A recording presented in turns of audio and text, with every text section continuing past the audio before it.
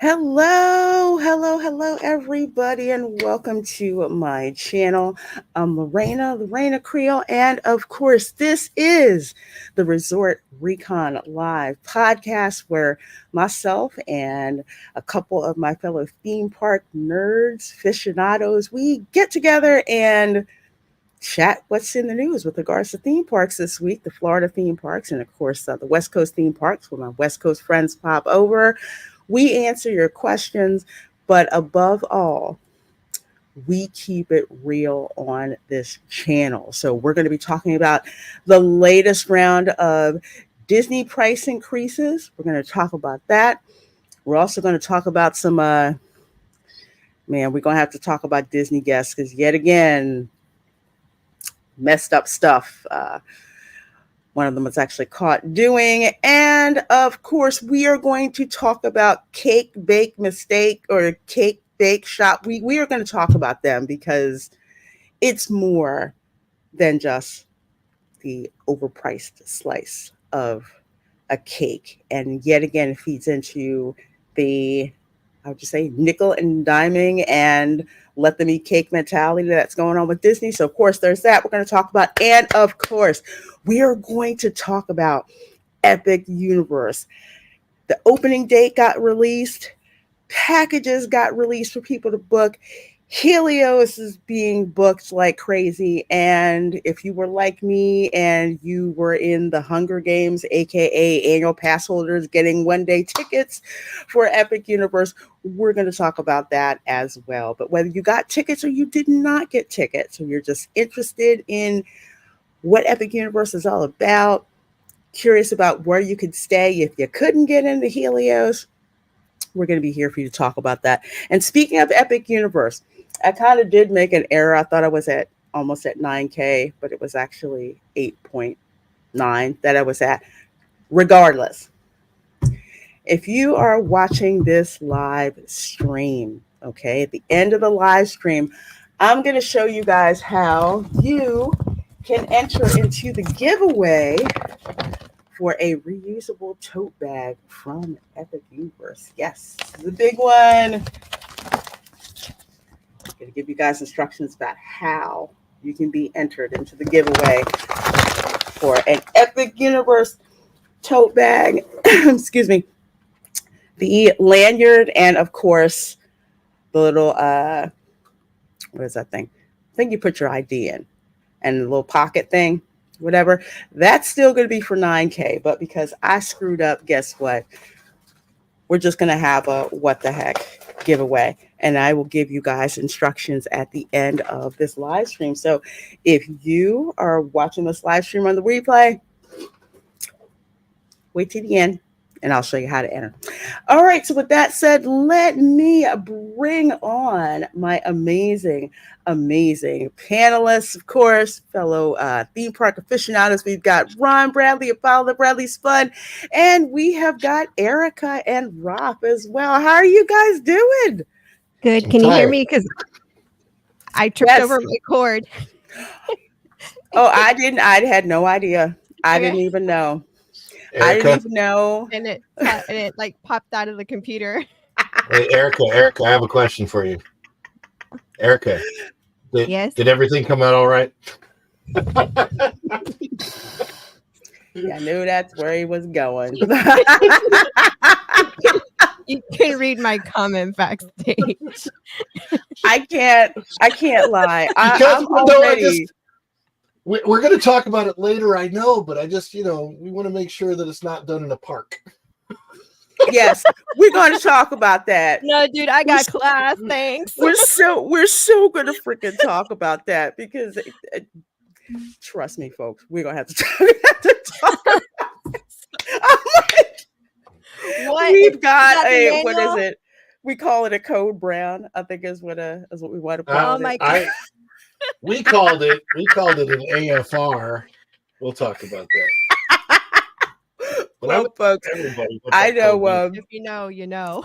You do. Well, I'm gonna say, and I'm probably gonna be pretty punchy today because I was up last night, pulled a Tony Stark, so I was up until 4 a.m. last night, finally getting my new gaming rig / creator / the glam build up and running because the motherboard was screwed up. So I had to send it back to Asus, came back, had to get everything put together. So it's finally got Windows on it. So now I have to go through the process of putting the graphics card and all that stuff in there first. But it is alive. It is running. And man, I got the equivalent of like 2 hours of sleep.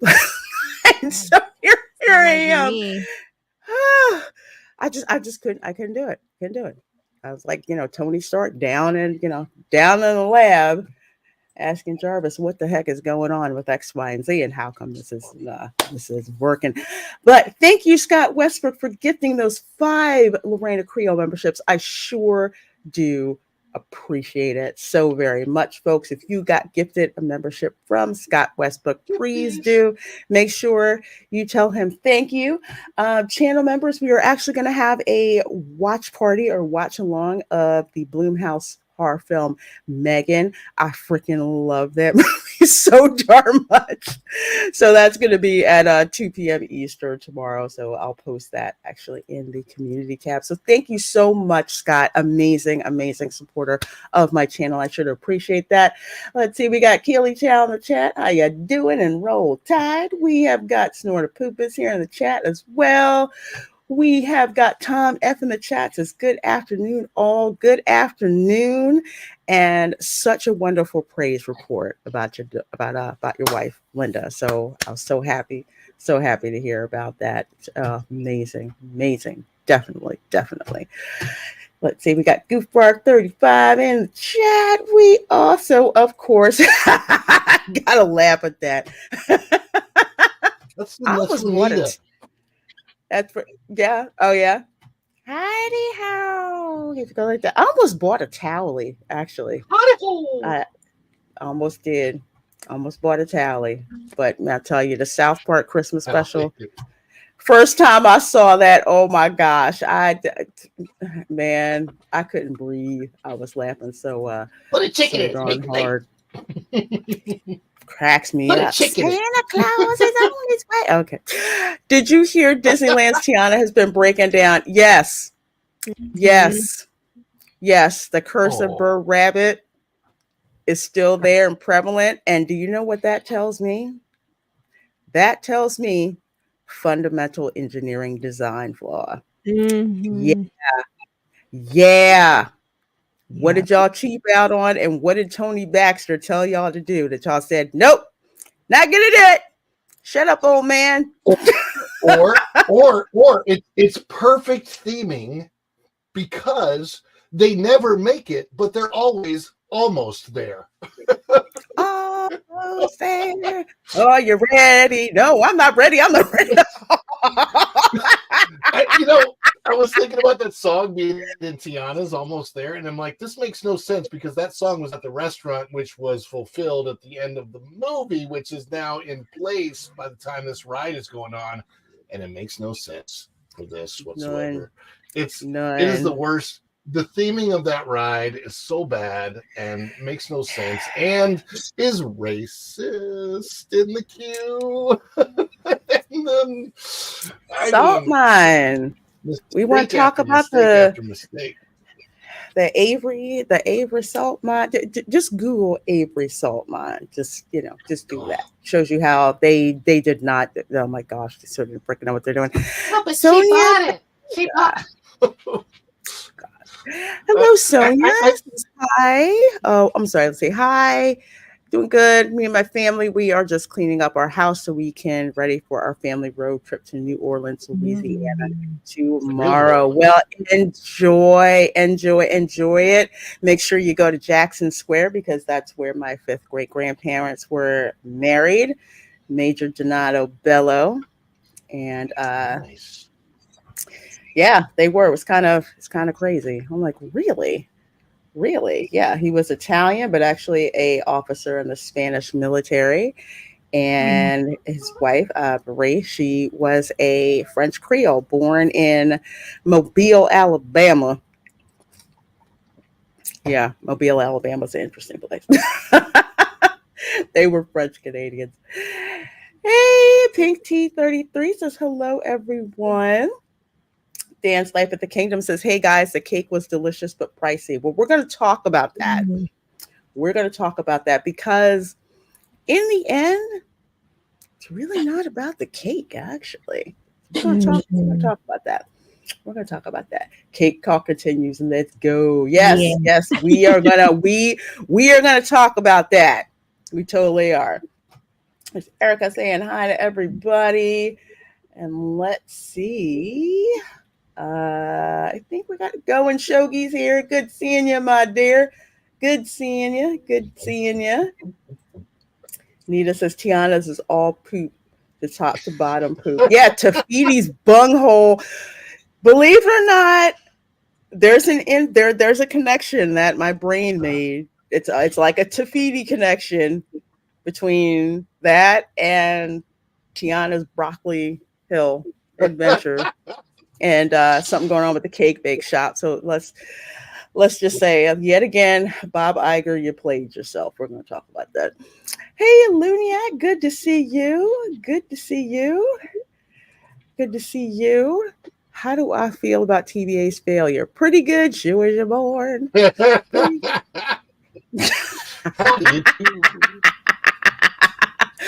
Well, folks, speaking of how do you do, first of all, there's 18 of you folks here. Thank you so much for being here. And if you're watching this on replay, welcome, welcome, welcome. Let's see. Let's start with this one. This is from Disney Dining. Now, before I read the title, I will tell you that this is an open secret.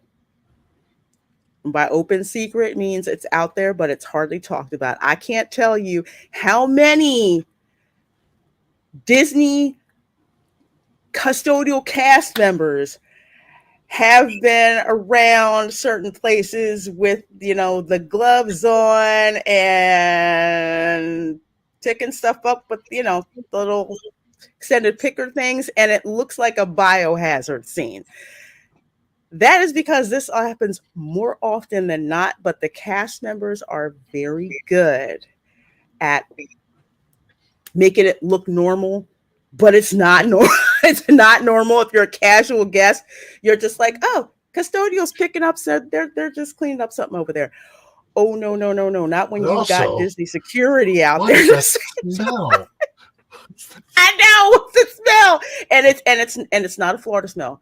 Okay. It's not the hot fart, rotten egg water smell. It's not that. That's how you know.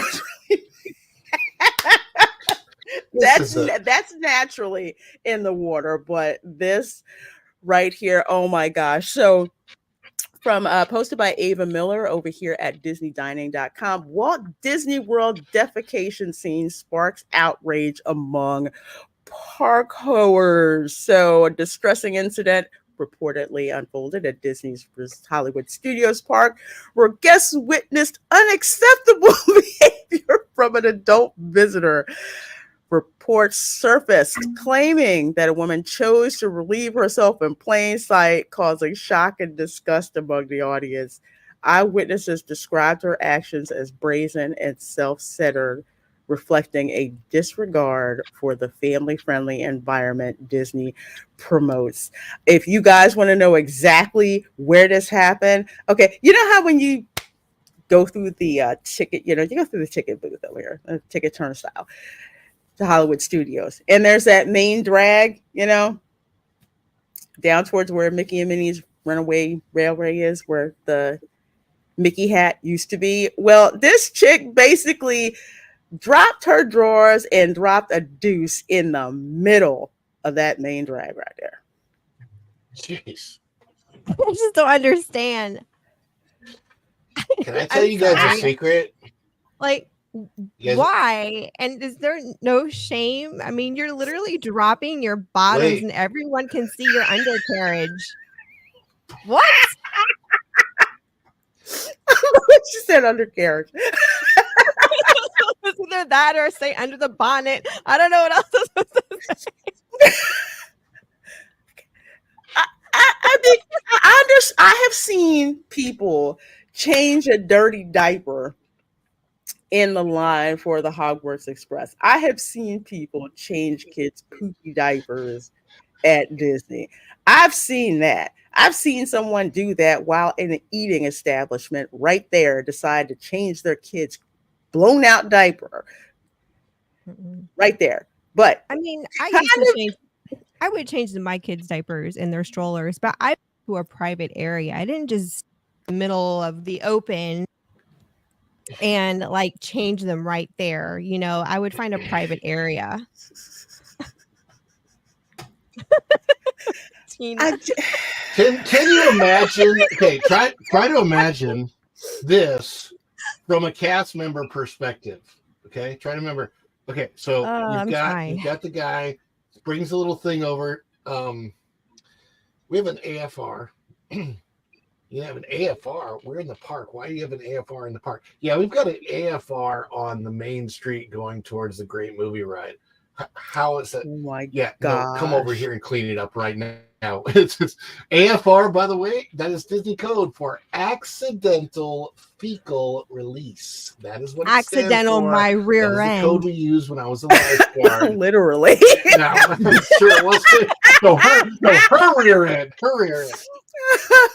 I mean, look. To be fair, a lot of us, and what we do on the internet, we do dump on Disney every day. But she like took it to the next step. She literally dumped on Disney. That is, none of us would dump on Disney the way she dumped on Disney.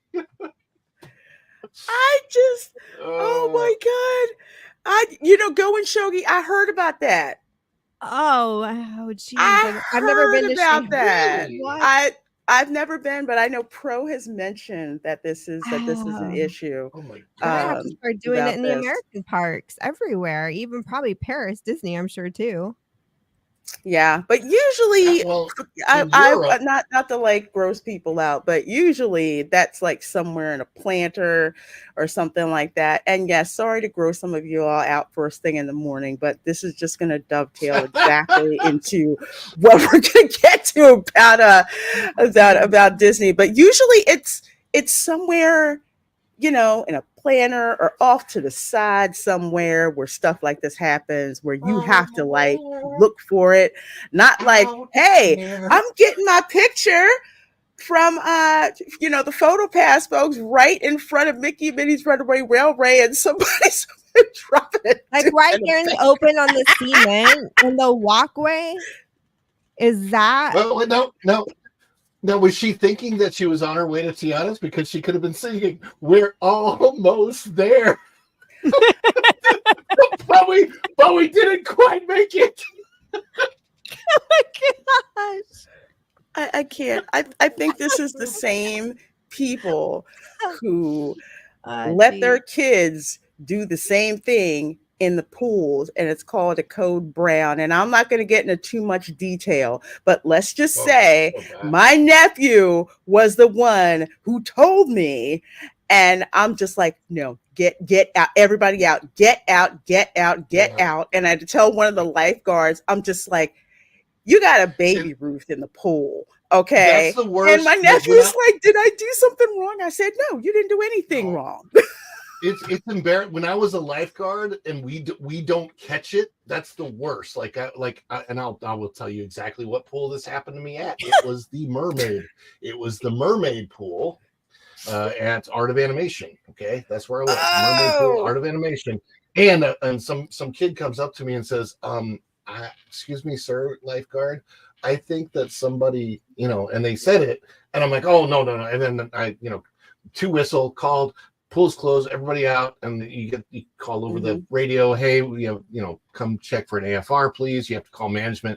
They come in. The coordinators come over, and you have to start cleaning it up. You have to clear the pool. Usually, as a lifeguard, you don't have to help clean it. You can't, but if they ask you to, you help.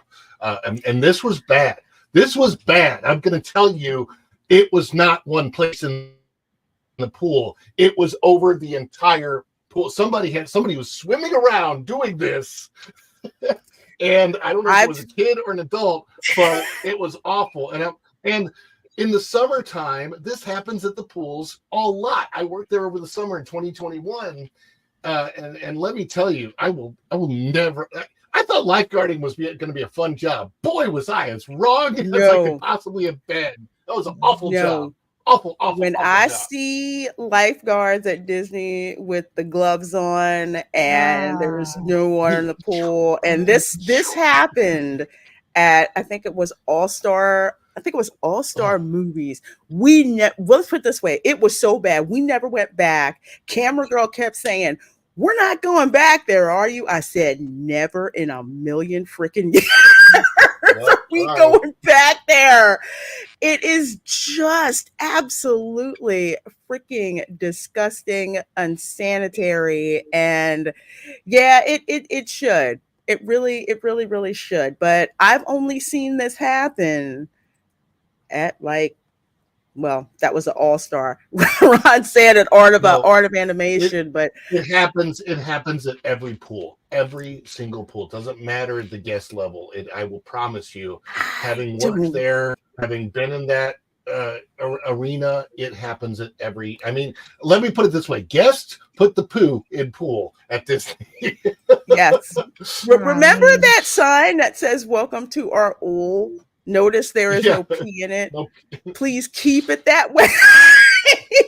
But this just piles onto crazy guest behavior like this, which I've never seen in my lifetime of visiting Disney parks since I could just barely walk down Main Street when I was like 1.5. From that park place, and props to Marvin, the movie monster. Go check out his channel. Walt Disney World pricing explodes for annual passes, meals, and park tickets.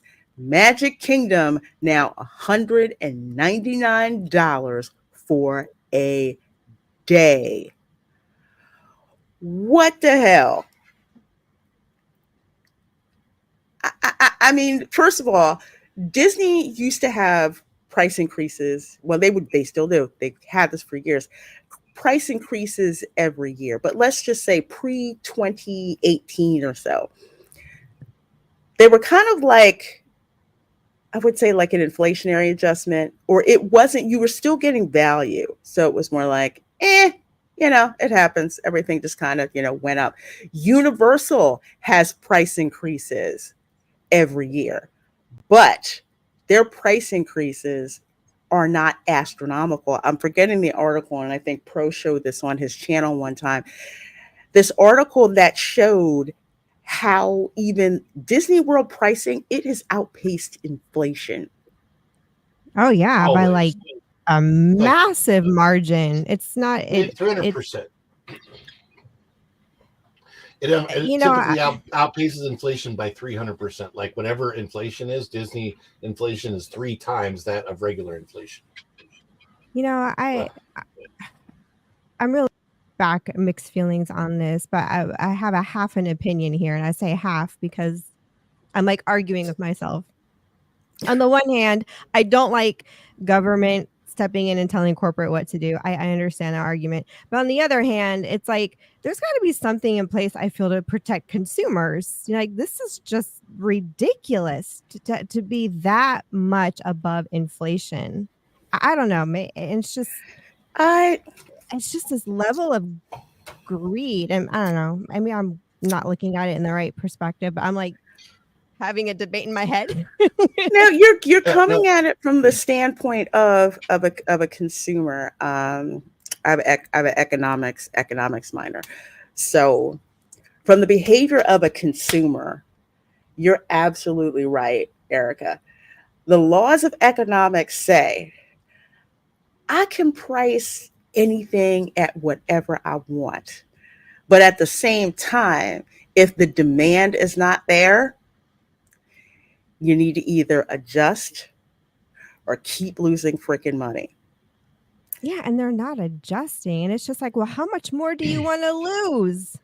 Like, I'm just floored at the amount. I mean, at best, you're kind of breaking even for a little bit. Maybe you make a little bit more money, but it's not much to maintain and keep hiking prices. Like, is Look insanity. at the The room behavior rate. is insanity. Let me just put this on my camera. Look at this. If I can. Here, hold on one second. This, Let me play up. that is the room For which rate for hotel? Grand Floridian, but a standard room. This is a standard room. Oh my God, Ron! Do you know how much I paid for a standard room when I stayed into 2018? How much? I paid. It was Christmas week. Okay, before the 30% discount that after the 30% discount, but then I wound up getting bumped up a category. I paid $500. Jeez. I paid I paid $500. I got a complimentary upgrade to like a water view. So when the monorail goes past, it's like that building that's facing the monorail when you pull out of the station at the Grand Floridian. So we were right there.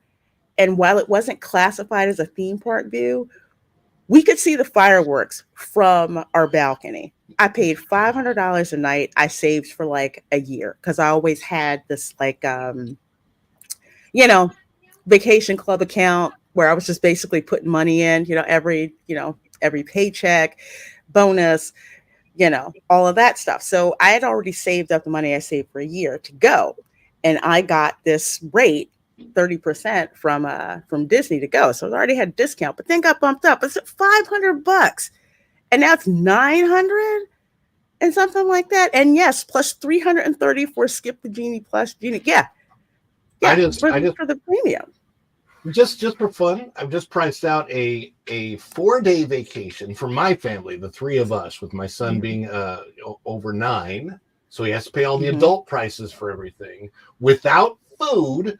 If I did that whole skip the line thing, 4 days at the Grand Floridian, $10,000 for 3 of us. Yeah, I did a with price. The park tickets. I went on Disney's site yesterday because I was curious, and I did the same thing. I did it for a family of 4. I did 2 adults, 1 child at 7, 1 child at 10, and then 1 at a teenager, like 13, 14. And now they were doing the spring promos now where you get 25% off. With the 25% off, it was Polynesian was at $972 a night. That was with the promotion. Wow. So the standard regular rate was what was over $1,000 a night. And this was to book in March, February of 2025 with that promotion. This is for 4 days because the minimum you had to book was like 4 days to get that 25% off. Now, when we went in 2023 for Christian's graduation celebration, we stayed at the Contemporary, and with our annual pass holder discount, granted the prices were different back then. They hadn't, skyrocketed at the way they have now. And it was about $500 a night, and that was with our discount. It's that you mentioned the Contemporary was interesting because this has nothing to do with prices or anything else. But what's that wing called at the Contemporary that's not the main building? It looks like the Bay Lake complex. Bay Lake Tower. No, not Bay Lake Tower. The wing of the Contemporary. They're like pods. So I call them pods. We're passing that. Yeah. And a guest who this was his first time at Walt Disney World. I'm on the monorail. Monorail's packed. The guest looks down there and goes, "Is that a prison?"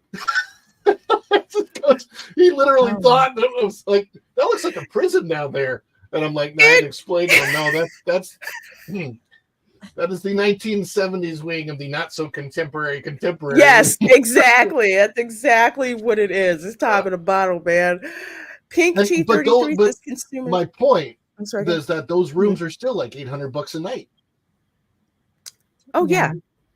Disney will, again, this goes back to the law of economics. I have to explain this because economics is usually boring for most people. You can charge whatever the heck it is that you want to charge. However, if the consumer of your product does not see the worth in that, exactly, they're not going to pay for it. Go down, and they're not going to pay for it, and you're going to need to adjust. And that's when Disney rolls out the coupons. And Pink T33, you're right. Consumers don't have to pay. As for stop paying them that amount, I don't tell people what to do. When it's some people, they love Disney, they want to go to Disney, and that's where they want to be, and that's where their happy place is. Mhm. But it's the difference between shut up and take my money and you know what? Maybe we are just going to rent a locker, bring in a collapsible cooler, and bring in all of our food and all of our snacks. We're going to get, Disney trinkets and everything from the Walmart and bring it with us. And the only thing that we're going to pay for to You know, eat in Walt Disney World is a hot dog from Casey's and a Dole Whip from Aloha. I have a bone to pick about that, and this is maybe for a separate stream, Lorraine. I was going to hit you up on X about it because I was on Instagram the other day, and you know when you hit the little the little magnifying glass, and it pulls up all your things that you're interested in, and you could just sit there and scroll for like almost like being on Pinterest. Mm-hmm. So I kept getting these little things coming up of like Marshalls and Ross and At Home, and I got to tell you, the Disney merch and at those stores I'm noticing are at higher quality, much better and cuter than what you get in the parks. And I was like, that kind of be a cool stream to just kind of go on these websites live and just show, these things and just kind of talk about Disney merch and how, be smarter. But I'm not saying to boycott Disney. If you're a huge Disney fan, I completely pull the plug on Disney, but you can be smarter about it. There are smarter ways to enjoy your, get your Disney fix, but without, draining your bank account. You know what? That's actually a very good idea. And the reason why I say that, and I'm like scrolling through my phone because I'm trying to find this, and hopefully we'll see if this comes through. I'm going to create a brand new term of why people still go to Disney, and I'm going to call it Walt's Firewall. Okay. And what I mean by Walt's Firewall is that Walt did so much good in the parks, putting them together, all the way up until through the Eisner era, all of that. I mean, really, Eisner was on board kind of with Walt's vision. He just took that to the next step. Until Iger got there, it was still going the right direction, even with some of the missteps of Eisner. But because of all of that, I mean, this is a lot of years. This is decades of good going into the Disney company. And here's what happens. I mean, there's still so much of that Walt's Firewall there that it's going to take a lot to get rid of it. But boy, is Bob Iger sure trying. I mean, it seems like he is trying to get rid of every bit of good faith that's ever been built by this company over all the decades. He's trying his hardest. You are 100% right, Ron. And Nita, I'm glad you brought this up because I was trying to send a picture from my phone, but let me blow this up. This is a picture that I took. It's really tiny. Daggone it. Okay.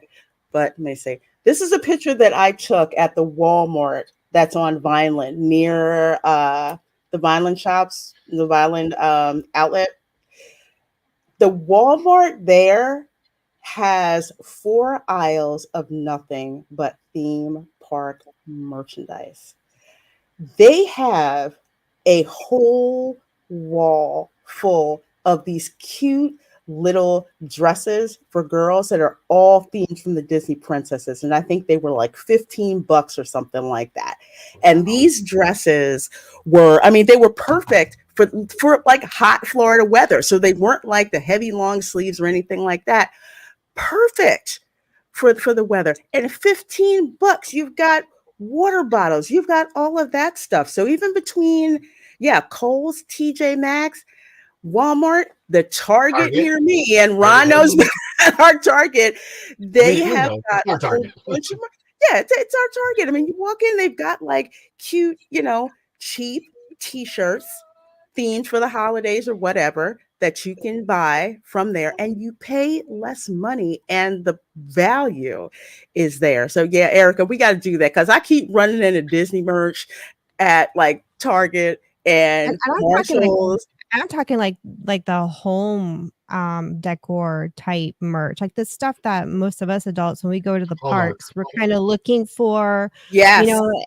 But it so the reason why I haven't collected the Homestead collection, as cute as it is, like dishes, is I've see reviews online that the dishes scratch easily. I'm not going to put that much money into dinner plates and salad plates if they're going to scratch like that, But then I see these random videos on Instagram from like Kohl's and Marshall's and At Home, and they even got like the Ray Dunn, farmhouse Disney Yes. line. And I'm just like, there is so much. I mean, I haven't gone to the at home. It's bad enough. I go to Hobby Lobby, and I actually have to go here after the stream is over.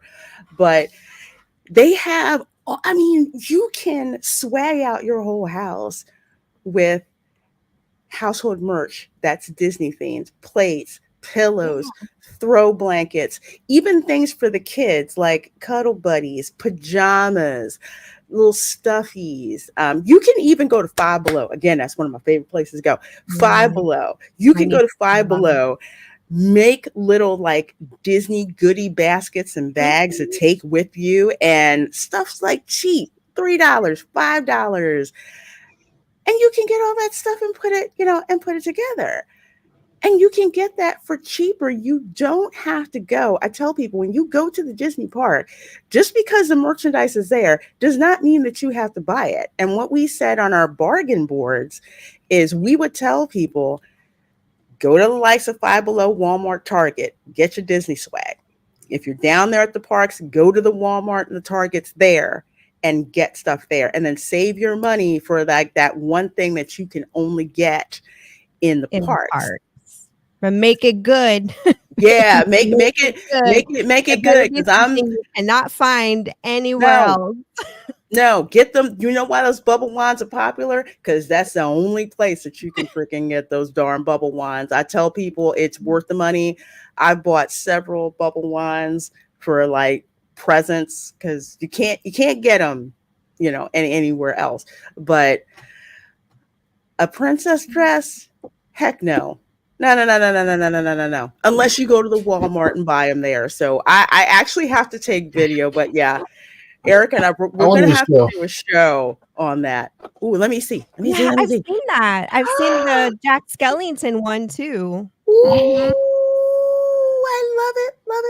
I gotta wait. And this is just a crock pot. Any of that. And this is not like, if they sold this in a park, I swear it'd be $250. I think it's like, oh, you know that would be. Yeah. It would be 20 ounce. It's a 20-ounce set, tempered glass lids with Mickey handles. I mean, it's a super cute thing. It's got a little mini pot with it. Yeah, it's got a little mini pot. Oh, I like that. I love that little mini pot. That. Put little like sausages in those. But it's so cute. I absolutely love that. And you find those things like at Marshalls and TJ Maxx. You want to know how much this shirt cost? How much? I don't know if you can. This shirt was $1, and it's an actual Disney. This is what happens to merchandise that Disney can't sell at their parks. Mm-hmm. They move it to the outlets. It doesn't sell at the outlets. Guess where it comes back to? It comes back to Cast Connection. They still can't sell it there. It eventually winds up in the dollar bin at Cast Connection. That's where this came from. It says Disney Soccer Dad. And then there's the Sports Complex. Then you got the Lakeland Antique Mall. And hey, if you folks are vacationing at Disney, you want the real park merch stuff, even some old school park, like from the actual parks, go to the Lakeland Antique Mall. It's a little bit of a drive, but not too crazy of a drive. It is worth it. You will find an hour. Amazing. Yeah, with traffic, it's an hour. Yeah, that's the one where I'm planning a trip to go because I have to check it out. But another thing. Here's another tip. Okay, if you are in the Walt Disney World area, all right, find a Goodwill and go there. Let's just say I have gotten so much stuff like the Disney, like the 50th anniversary zip up, that one. I got that for like $10. I paid full price for that. Yeah, girl, I paid full price for the 100th. Wash.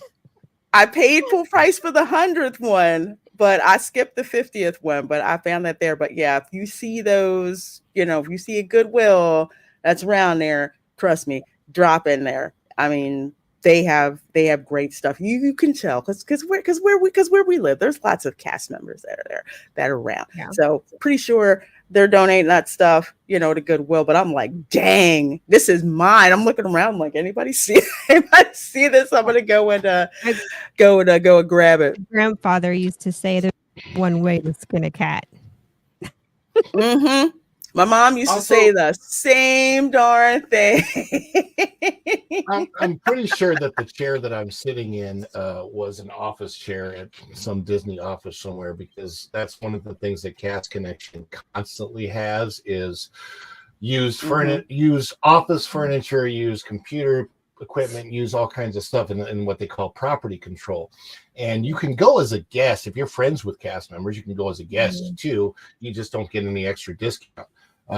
But it's some of the things that I've seen them sell. We have, by the way, some beautiful artwork from Disney because of Cast Connection and property control that would be like a $1,000 painting we got for $25 and stuff like that. They also have, whenever they're renovating the resorts, you're going to find sofas, you're going to find headboards. I mean, the Polynesian, the stuff that was actually in Disney hotel rooms, I'm sure that a ton of cast members have that stuff in their house now because it's always resold to cast members. They had these beautiful headboards from the Grand Floridian, and I think they were like $80 or something like that. So they have really, really nice stuff. Chairs, desks, like the nightstand desk. If you move to Orlando, become friends with a cast member. Yeah. Oh, because you can go in and get that stuff. But yeah, to move on over to the cake bake, Dance Life of the Kingdom. Do you guys prefer to pay $26 a slice? Oh, wait a minute. Let me blow that up. Oh no, I didn't get that one. I got. I didn't get that one. Yeah, I didn't get that one. I got the zip up. This was a Goodwill for like $10, and it's brand new. Never. Yes, see, this is what I'm talking about. You will literally find stuff like this at the Goodwills that are like around here. So originally $90. Originally, this would have been priced at $90 in the parks. Yeah. And also on the back, if you look, it says the world's biggest letdown of a 50th celebration. You know what, Ron? I saw a 50th anniversary Starbucks tumbler. You know the blue one that people were fighting over? One that people were going nuts over? Yes, they were throwing elbows and everything in there. That was crazy. I saw that at the Goodwill. I passed it over. I'm just like, nah, I don't want a reminder that. It was just freaking ridiculous. And then they shot the prices up to $50 because people were going nuts. And because originally they were like, what, $17-$18.99 when they first released. Then that incident happened and it shot up to $50 because people were flipping them on eBay for $50. And Disney was like, well, yes, we'll sell them for $50 in the parks. And they've been consistently that price ever since. Except for a Target. They've been. Except for why they didn't bring the pink ones back. I bought the pink one. I didn't buy the other blue one. I got the 100. And that is it. This is probably the only one I will ever own because I'm not paying that price again.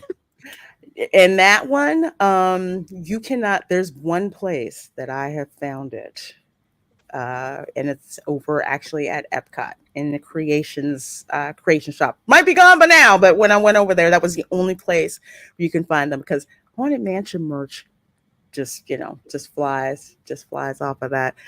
And I hope so too, Liam. That's why channels like mine, channels like Ron's, channels like Erica's, channels like WW Pro, we know that there's people who want to go to Disney. So if you're going to go, we're going to give you as much intel and ammo about how to do it without overpaying when you want don't have to. theme park smarter, not harder. Yes, Exactly. I like that. That should be a t-shirt. Theme park smarter and not harder, because I tell people Disney will do anything to separate you from your money as quickly as possible, and it is insidious how they go about doing that. I mean, like, You know that? I'm one of those people that, fundamentally, love Disney. I love the old school Disney. And I still, Mhm. we still go to the parks. We go into town to visit. But we also know we have financial control. Yes. I don't go in there and I get but I also know the magic is there, but it's there. I think for some of us, we can through it is what it is. It's not, we can just see in between. And Yes. I don't buy into the marketing is what it is. I'm Yeah. not gullible. There you go. That's what I'm trying to say. We know the power of the pixie dust. We don't inhale it. Yeah, But exactly. we respect the power of the pixie dust. Like when I walk through the gift shops and they've got those lounge flies, and I freaking want it, and it's right up there. They know I want it. It smells good in there. I'm just like, no, I get keep walking, keep walking. When I see cupcakes, it's just like, you know what? There's cupcakes at Publix. There's cake at Publix. Get out. My Achilles heel would be like home decor and tea, like anything related to tea and tea parties, like teacups and coffee mugs. That tends to be my Achilles heel. But even then, I have to remind myself of how much of that stuff I have back at home, and I don't need any more clutter. No, I'm to the point now where it's like I don't need any more clutter, but dang it, I have to restrain myself when I go down. If you want free tea, if you want free, really good Moroccan mint tea at Epcot, you can get it for free if you go to the back of Morocco right now during Food and Wine. The Florida Blue Lounge is open for everybody. Go back there, go in. They have really good mint tea for free. Oh, I didn't know that. Try that. Okay. That's definitely a better value than this right here, which is the Cake Bake Shop. And their I did prices not understand. Yeah, literally, this sucker took 2 years to build. Okay, and it's got this Cape Cod style. I don't know why that's there at Jersey Boardwalk style hotel. Why it's not at the beach club, I don't know.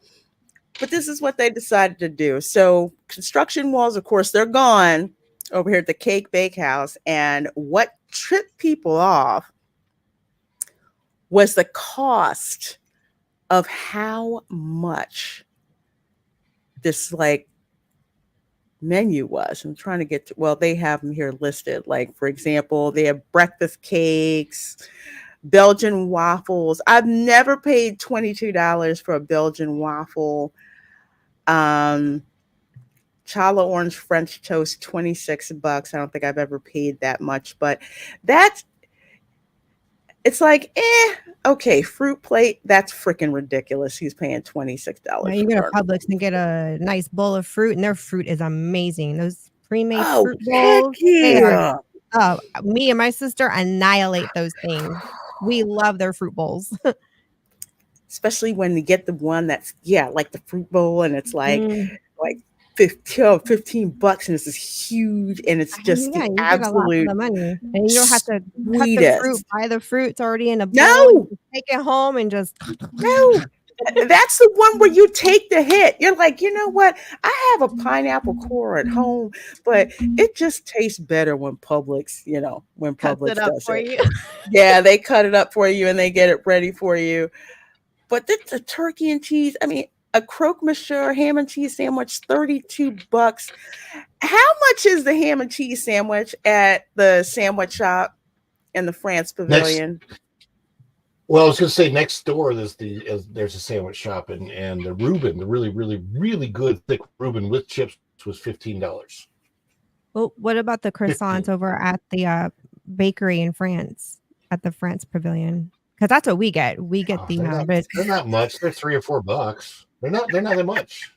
they're not that cheap, are they? I think we paid like $6. They were like $6 because they used to be like $4 or $5. The bait, is it the bait croissant by itself, like the really The good ham one? and cheese croissant, and they can heat it up for you. Yes, yeah. Those are like $6 or $7. Yeah, they're not. But they're not bad. Not like this. $34 for a shrimp po' boy. Okay, I'm gonna rant on this a little bit. Po' boys, they're like New Orleans hoagies. Okay, a working class type of meal where you've got the toasted French bread and then you've got like a cheap protein, which is, shrimp. Shrimp is cheap. Shrimp, down in New Orleans, you just scoop your hand in water, pull out shrimp, literally. That's always been a cheap meal. $34. I want to know what kind of freaking shrimp are in this thing. I mean, do they sing for you? Do they come out and dance for you? What do they do? That is so lucky. I will go on the plate. Oh no. I want to hear like, well, that's shrimp. This isn't free. This isn't free. Yes, a $35 po' boy is not po'. Yes, exactly. And gumbo, Call it a ho boy. bowl of 20. You're gonna have to pretty much become one. Almost pay for that sandwich. Chicken and andouille gumbo. Okay, $14 for a cup and $24 for a bowl. No.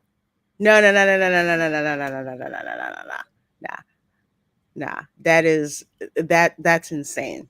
These foods that when you read them, they sound delicious and they probably even look really pretty, the presentation. But you can probably go on Google and get the recipes for these things and make it at home and try it at home without having to pay that while on vacation. Yeah. And if you got a friend who's got a culinary degree, well, there you go. They can hook it up. And yes, oh my gosh, Nita brought me one of these. They are so freaking delicious. And yeah, we eat in Wawa hoagies. Yeah, absolutely. Like when you go to Disney, Wawa so much better.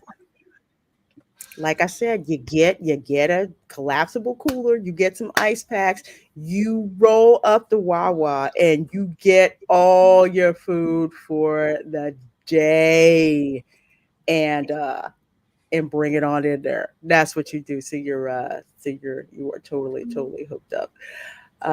Ron, do you have the link, or do you want me to find it? I'm trying to find the link.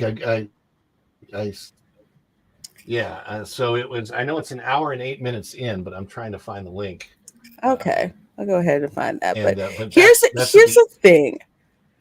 Here's the thing. You've got $10 for cheesecake, gluten-free French macarons. Okay, I'm not gonna ding them too much on the macarons because there is the raspberry key lime macaron in the sandwich shop over in the France Pavilion, which is absolutely freaking delicious. And I think that's like $12, but it's like as big as my hand almost. So if it looks like this, no bueno.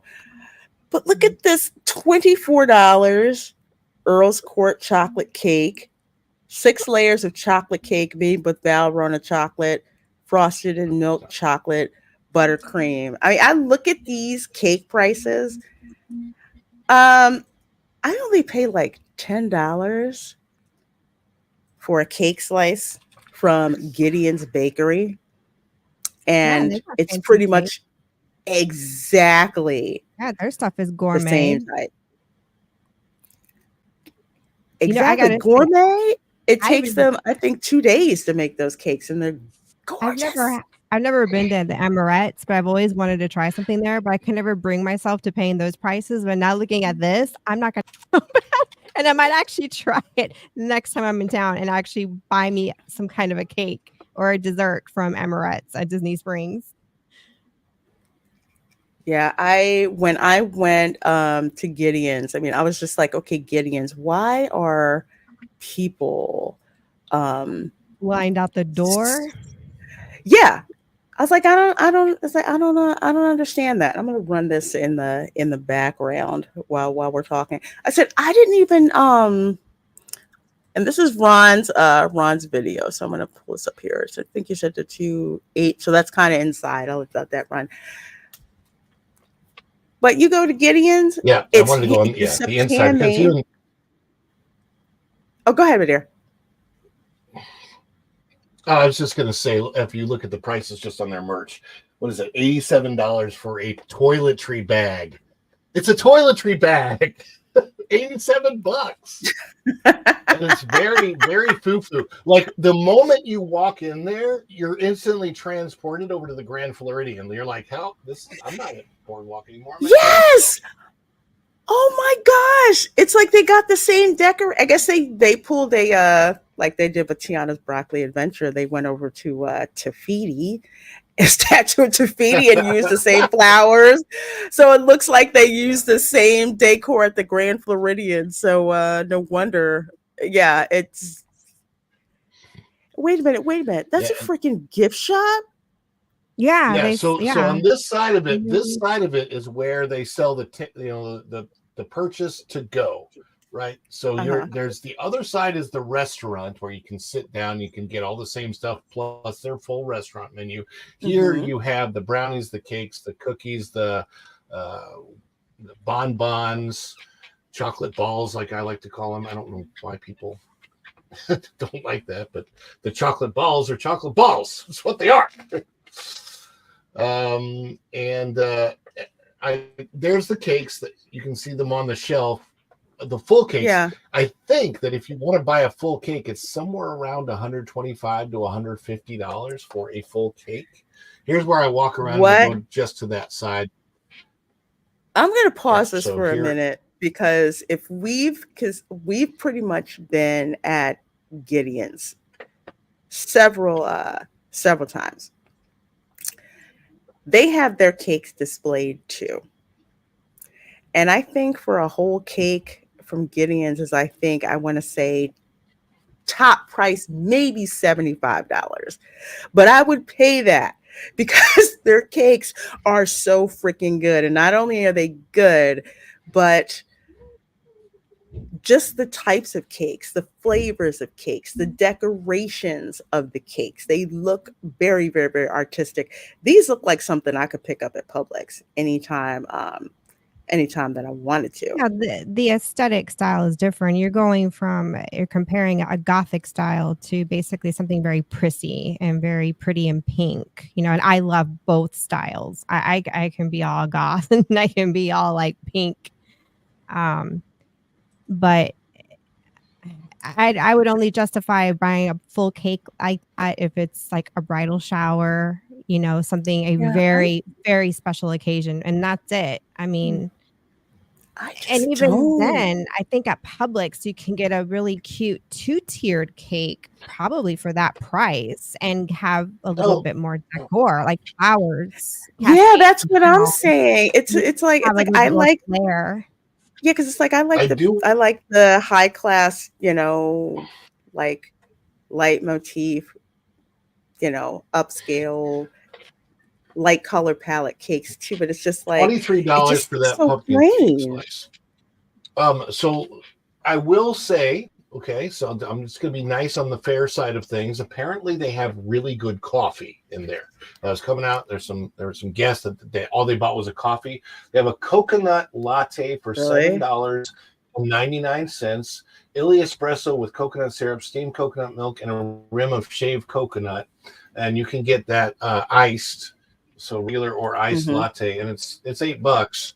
And apparently, it's really, really good. It was big too. It was like like this size. So good size latte. And I'm specifically telling you, Lorena, because I told them that I would tell you because I know how much you like your cold brews before you ate your live stream. So I'm like, maybe you can at least get a cold brew over there. Yeah, I was like that. I could pay for a cold brew and do that. Definitely. But it's like the cake. It's like I look at it and Chef Nation said the roses are horrible on that cake. I know. And I think when I look at Gideon's, I look at their cake artistry, I would say. And like if I go to Publix, you know, they have a crazy amount of detail like on their cakes and everything. And it's like I get it. I know macarons are expensive. I know because they're expensive. They're expensive to You make. can But take a picture of that and take it to Publix and have one of the cake decorators there basically replicate because they will sit down with you and they will do custom made cakes. You just have to call ahead. Oh, But Publix yeah, does amazing. They Publix have will do that. amazing cakes. They will sit down with Let me- you and they will help you build Can I your own tell custom you- cake. Can I tell you about Publix customer service when it comes to cakes? We had an experience one time with my son, Xander, for his birthday. We picked up the cake, got it home. I didn't notice they had misspelled his name. I called, and this was like right before the party, like an hour before the party. We're going to have people come over.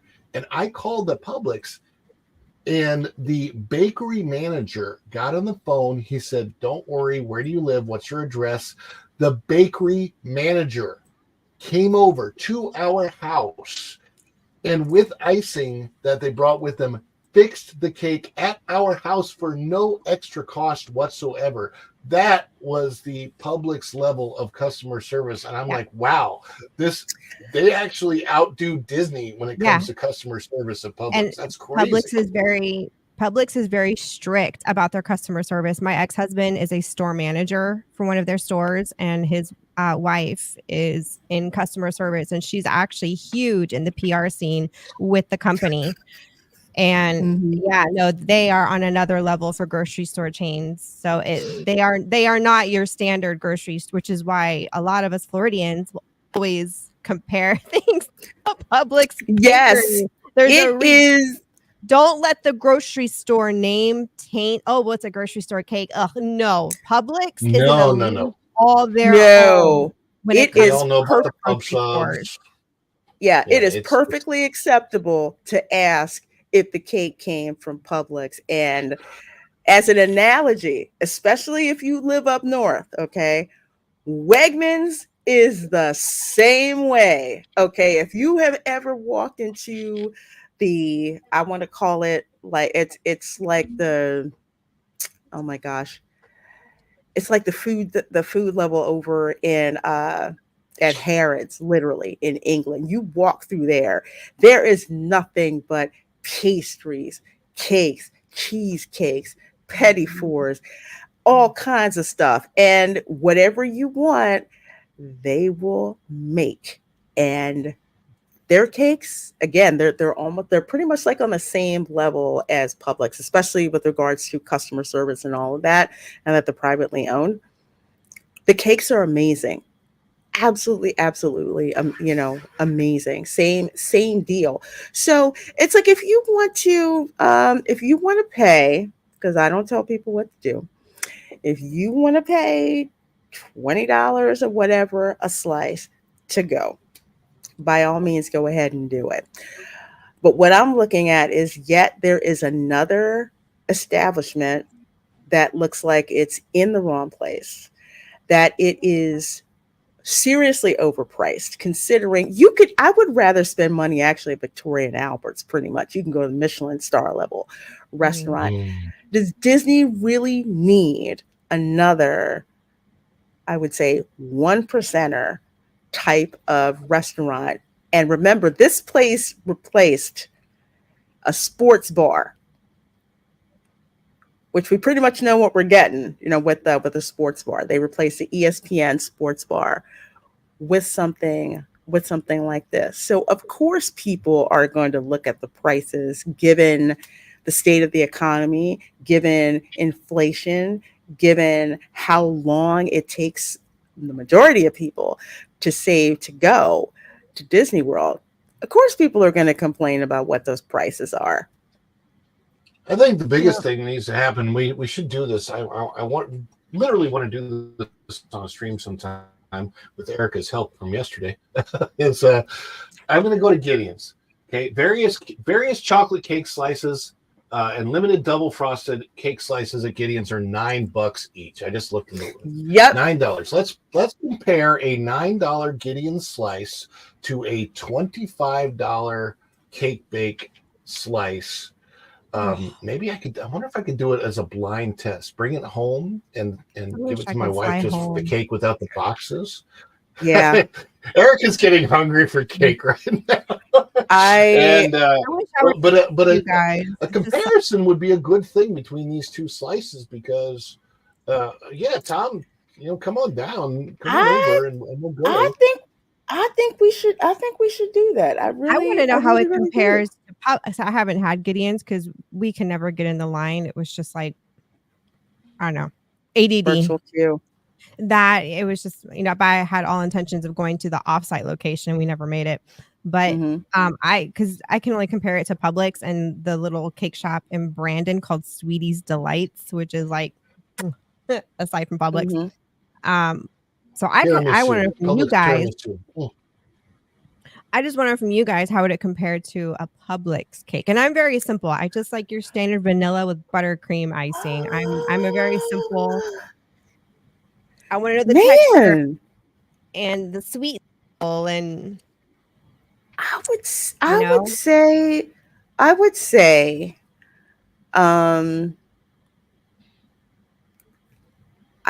that it sounds cliche, the same but different.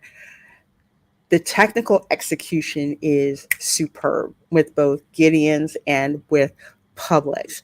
I would say that with Gideon's, it's a bit more artistic because they're niche. Also, what else would I say? Oh, also the amount of icing that Publix puts between their layers, double that, and you would get Gideon's. I'm always having to buy extra icing and slap on the Publix cake. Exactly, because Publix will sell you the icing. So I'm like, okay, we're good there. I would actually split it, put more icing between I do that too because they don't put enough icing in between the layers, and I like they don't. I love their icing. Gideon's, it's like the icing. It's literally like, yeah. Then Gideon's definitely higher than Publix just because of the icing. That is the main thing, the icing. And literally for $20, you know what I can get at Gideon's for $20? I can get a slice of cake, I can get a cookie, and I can get a cold brew. Yeah. For a little bit over $20. Get my cookie. I want to know how does the bake shop compare to Publix? Because that's the only thing I'd have to compare it to, Yeah, we $21 get a cake. No, $21. It's less. I just did all the prices. It's $1. It's less. It's $21 plus tax for all three of those items at Gideon's. The cookie, the cake slice, and the cold brew. I just checked it out. So it's less for all three of those than for a slice of cake at the cake bake shop. That's crazy. If you did the same thing at the cake bake shop, it would be $50 at least. Oh, a little secret here for you guys. I don't know if you know this, but you can actually order icing in any color in advance from Publix if you don't want to make your icing at home. So if you want to bake your own cake, you can get icing from the bakery and you can ice your own cakes at home with it. Because we did that for one of my son's birthday parties. I would so do that. My mom, we got kind of. Mom's like, I don't want to make icing. We went to Publix and we ordered it like a day or two in advance. And we just brought the icing home and we iced one of her homemade cakes with their icing. I would freaking do that. I would do that. At Publix, one of the best things that they have is pizza dough. It's like $2. I think it's $2.99 for this thing of pizza dough. And we've used it to make all kinds of different bread here. We in a Venezuelan household at holiday time, we have a bread that we make called pan de jamon, which means ham bread, basically. But we often use it for that, just so that we don't have to bake the bread part of it ourselves. But we, in that pan de jamon, you roll up ham and bacon and olives and raisins, and you roll it. It's really delicious. You make a long loaf and then you slice it up, and it rolls. It looks like a cinnamon roll when you cut it, but it's super, super good. My Oh wife my makes a great gosh. Nintendo home. I know. We, Ron and I are going to have to go to the cake bake shop. We're going to have to go there like So together we didn't and cover. buy the Did cake. you tell the audience about the gratuity top of the? Oh no, the we price haven't of gotten to there yet. Gratuity. Yeah, The gratuity. that was the Oh other yeah, let me thing. show you You're this, not and paying I'll let $26. Erica. Yeah, I'll let Erica riff off of this one because I saw this, Yeah, let and this is go off something here that because we're cheap. We don't like to I spend money. need to confirm this because apparently, and this is from Main Street Mouse. I don't follow them, but I just happened to do a search on Cake Bake Shop and Disney, and they say the Cake Bake Shop is now open, blah blah blah. Carrot cake was good, but not worth 24-ish bucks for one slice. Also, a 20% gratuity is automatically added to your total. Plus, they ask for an additional tip on screen. So, first of all, I'm like, is this What are you for asking when for? you Oh my gosh. is this when you go and buy your cake like from the counter and they put a 20% gratuity on top of that and ask for an additional tip? Because I'm kind of confused. I'm like, I want to see if that's the case. I know at Gideon's they'll say, hey, do you want to do a gratuity? And I usually don't. I think the only time I did a gratuity at Gideon's was when I had my family with me and I ordered an ungodly amount of stuff. Then I tipped them for that because we had a lot of stuff that was You're that we better were than me. I don't ordering. even do that. But yeah, it was around Christmas. Well, I was feeling generous, and I said, here, because I usually don't, but in that case, I this. did. But I'm like, if this is What do you if do? this is So in the do you get to the counter to restaurant, pay? yeah, No, you get to the counter to pay, right? And it's counter right. service, and you're going to take this stuff with you. And they say, okay, so here's your bill. And also, could you please turn around and bend over? That's what it feels like. Like, I can't. what the what? It does. It does. So is this, and so this is what I want to verify. This is why I'm going to fall on the grenade and do it. If I go up there to get a slice of cake, like if I'm at the Cheesecake Factory and I just want cheesecake, I don't want to dine in. I want to just Right. go up, buy a slice of cheesecake. Are you charging me a 20% gratuity on top of that? So you didn't ask me. You just threw it in there. And then you're going to prompt me for an additional gratuity. Is this what we're talking about? Because this person said friends of ours paid around $76 once all was said and done. And Yeah, my girlfriend says, question is, did they do grab and go or did they sit down? Like maybe they only do it if you're sitting down to order, and maybe they don't do it if it's counter service, or are they just doing it across the board? It doesn't matter. That's what I I'm want trying to to see know. if there's. yeah, that's the I'm looking on the question app. that I want to get answered. Because if it's a sit down, I don't like mandatory gratuities given to me. Yeah, I don't like that. What We you actually stopped get eating is at what Ford's you Garage. earn. Yeah. Yep. I've I mean, their food is great, but that 18% gratuity and they force it on you. They tell you at the restaurant when you come in that automatic 18%, doesn't matter how large your party. So we've actually stopped Ford's Garage because it's just kind of too expensive for us. Yeah, I can't Ford's do that. I mean, Garage? I get it. Yeah, they're they No, I'm just they're not asking if open. you Which did you one? say Ford's Garage? I heard Yeah. Ford's Erica? Garage. Yeah. Okay, the reason I asked there is because my wife and I went there once and it wasn't all that. That's all. They're I opening them over at the outlets malls, over the Vineland outlets. So that's the only place that I've heard of them being there. But yeah, here's the thing.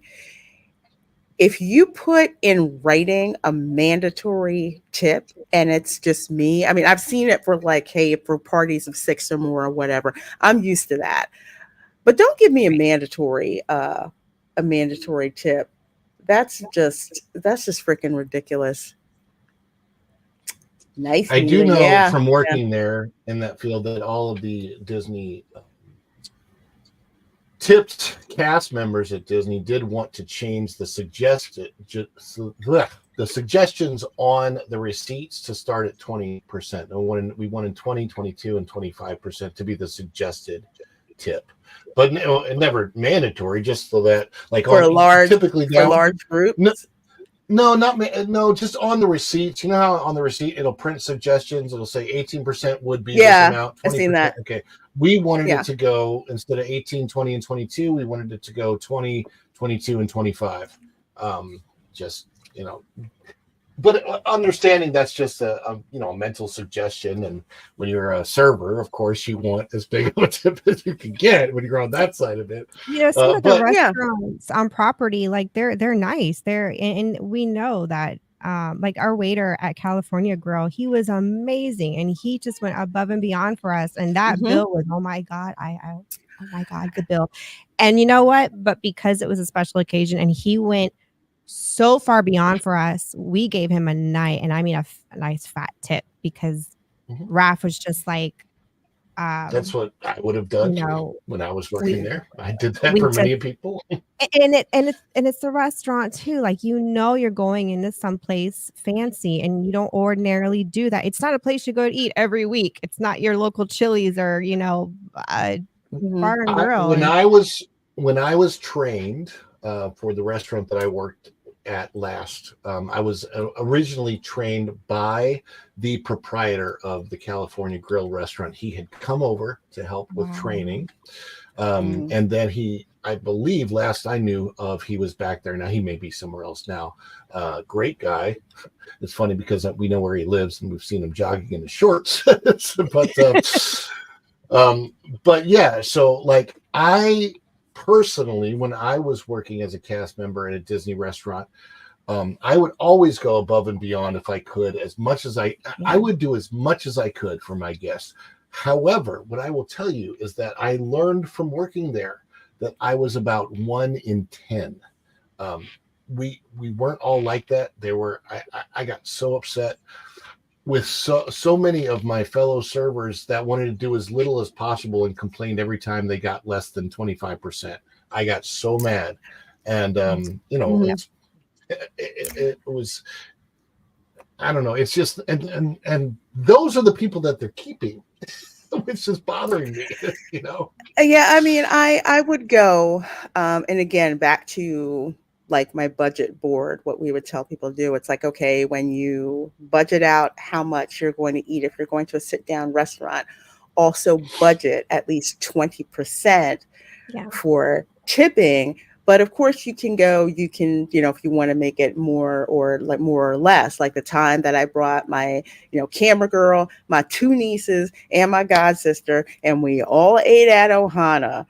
We had 2 servers. We had a fireworks view, and those 2 servers could not do enough for us. My nephew wasn't too keen on what the established menu was, and the cast member was just like, well, what would you like? Do you want burgers? Do you want, chicken nuggets? And they actually got stuff special for them. So by the time we left with the bill, I tipped like 25%, because being there on my own as the only adult in the room, Disney servers and Disney cast members in general usually are so helpful. They're like the extra set of hands that you don't have. So whenever I would have servers that would go above and beyond, I would tip them. Some of them I couldn't even tip because they were at quick service restaurants, and they were just like, oh, I can put your, clear your trays away for you. I'm like, oh my gosh, thanks. At least I can give you like a compliment or something like that. But that's usually what I do when they go above and beyond. Servers at Disney now, some of them are not the way that they used to be. You can tell that a lot of them have gone, and it's just absolutely changed. But I can tell you one place where I think they are going, and thank you, Elizabeth Edelsman, for subscribing. Thank you so very much, folks. Thanks for the over 40 of you guys who have been here. But I can tell you from the experiences that I've been running into, I think a lot of servers who used to be at Disney are over here at. You think they're gonna have a cake shop? They what? You think they're gonna have a cake shop? Universal, please. We need a cake shop. At this point, just to be like, you know what? Just to screw with Disney. There's a really nice Publix right across the street from Epic Universe. No, that is true. That is no. Ron is 100% true. But I think whatever restaurants are going to be there, who knows what Helios probably is going to have. Oh, I cannot in wait their, to go there. in their Helios in their showed that one that they're going to have at the top of their hotel, and it looked amazing. Oh, that's where I'm going to be, folks. I will pay the $12 or $15 or whatever it is to park just so I can camp out at the bar at the top there at Helios, because you can see the entire park from up there. But speaking of Universal, here from the Hollywood Reporter, Universal reveals new details about Epic Universe's feature-length storytelling in-park hotel. So this was actually done at Comic-Con. But the big news, of course, is that we got an opening date, which is May 22nd. Packages went on sale May 22nd, vacation packages, and you could also book Helios Hotel. Helios is booked out, I want to say, probably solid for 2 months out. Yeah. I couldn't find anything until, I want to say, just guessing, I think it was mid-November? Let me go over here. No, actually December, which I was looking at. Just throwing out dates, because by the time stuff was booked to like the end of July, I'm like, okay, what the heck do you flip and have? But that just tells you how amazing the rates are. I mean, this is December. This is an in-park hotel. Helios. Yeah, you just that's a high season. That's Christmas season. That is Christmas season. God, that's nothing. And even look at this pool view, Deluxe 431. Pool view. That's not bad. Do they have a concierge level? I'm just yeah, curious. we're gonna get to that. Club level okay. 542. That's still cheap. That's crazy. The club level at Grand Floridian, and I'm not kidding you, $1,700 per night in March, in the middle of March. What? It's the same thing I was looking up where it was $9. It was $1,700 a night. I mean, you can rent a house for an entire month. Oh wait, it gets better. We've got King Suite, $646 a night. This is December 12th to 14th. Okay, you've got Park View Club level, $667 per night. Okay. You also have How to Train Your Dragon Kids Suite. I bet those are going quick. Yeah, $778, and the other one is $800. I think that's like one is Park View and one is like, the backside view. So there's I would be willing to bet, because they did that and what they're doing with the show and the pricing on those. I think there's only 12 of those suites, and I will bet you anything the dragon flies right by your freaking room. And oh my gosh, yes. Yeah, that would be That's a good point. Huh. I mean, because in the design of what they're doing with the park and the hotel together, they can do that, and I will bet you anything they've done that for that reason. This sucker out. Let's see. Yeah. Separate bathroom and vanity areas, in-room safe, yada yada yada. Wow. That's so cool. This is so cool, and I know they're gonna freaking go fast. They're totally limited. Let's see. You got a Celestial Suite, 740 square feet. So this is literally like Bay Lake Tower. Yeah. but it's still way less than. Hospitality suite. Oh my gosh, 1,200 square foot. Whew. Yeah, that's Theme a condo. park view. Look at the price for the presidential. Presidential is okay. 1,500. I think presidential at Grand Floridian is what, like 15,000 a night? Was it 10 to 15,000 per night? It's got to be. Yeah, Yeah, it's not cheap. I know years ago it was about 10,000 a night, and if you had what it would be now, it'd be more than that. That's so crazy. Oh, and shoot. these Let's see. You know me. Let's Okay. check this out. Let's see. Presidential suite. you have Oh a my party. gosh. You bring all the family together, you split the Yes. cost. You just have a big party. Party suite. Oh my gosh. Let's see. Presidential suite, ultimate comfort, living space, and bedroom. 1,500 square foot theme park view suite. King bed with separate bath and vanity areas. Living space is a sleeper sofa, half bath, dining table, kitchenette with microwave, fridge, and sink. Get your Publix food delivered because the Publix literally is right across the street. I'm just saying. You've got a private. That, you're probably getting all kinds of perks. They're not even telling you if you can afford that. You might even get some hotel, their own version of pixie dusting. You'll get star dusted. There you go. Well, you probably have one person who's assigned to you. One guest service person who's assigned to you. Breakfast. Yeah, see right there. That's what I'm saying. You get breakfast, and who knows what bells and whistles they will bring out for you. Please tell me, Universal, if you're listening to this, if anybody's listening to this from Universal, please have Mario waffles. That'd be so cool. It's just because we want to switch. We don't want the Mickey waffle anymore. We want the Mario waffle. Please do the Mario waffle. We should be able to pick our characters, Toad or Princess Toadstool, Mario, Luigi, Princess Peach, Mario, Luigi, or just the whole gang.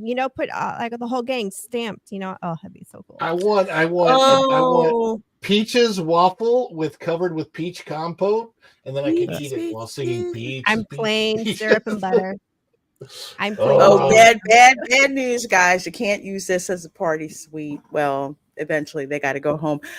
Maximum occupancy is 2 guests. So yeah, it's like you don't have to go home, but you got to get the hell out of here. But wow, maximum only for 2. Woo! You gotta have 2 people. That's a lot of money. So wow. Wait, if you're a family, you can't have your family in there? No, it says maximum occupancy of 2 guests. That's what it says. Interesting.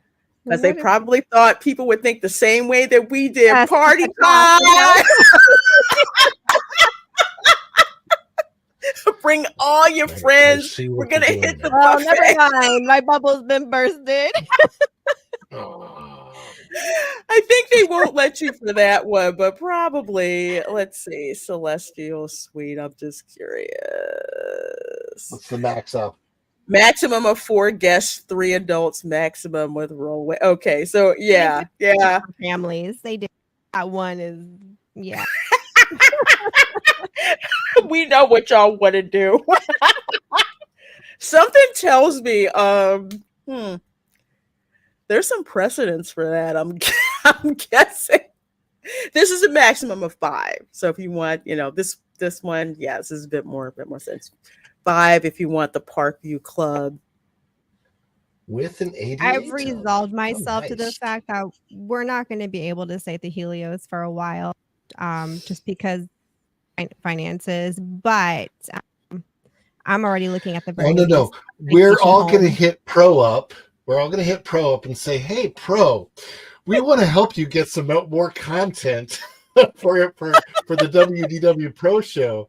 So we want the party suite. And we get a per diem. We go in TDY. Yes, CJ, we're just like, there's probably a story of somebody had a wild party and brought 12 friends. And you person said, hell no, not again. And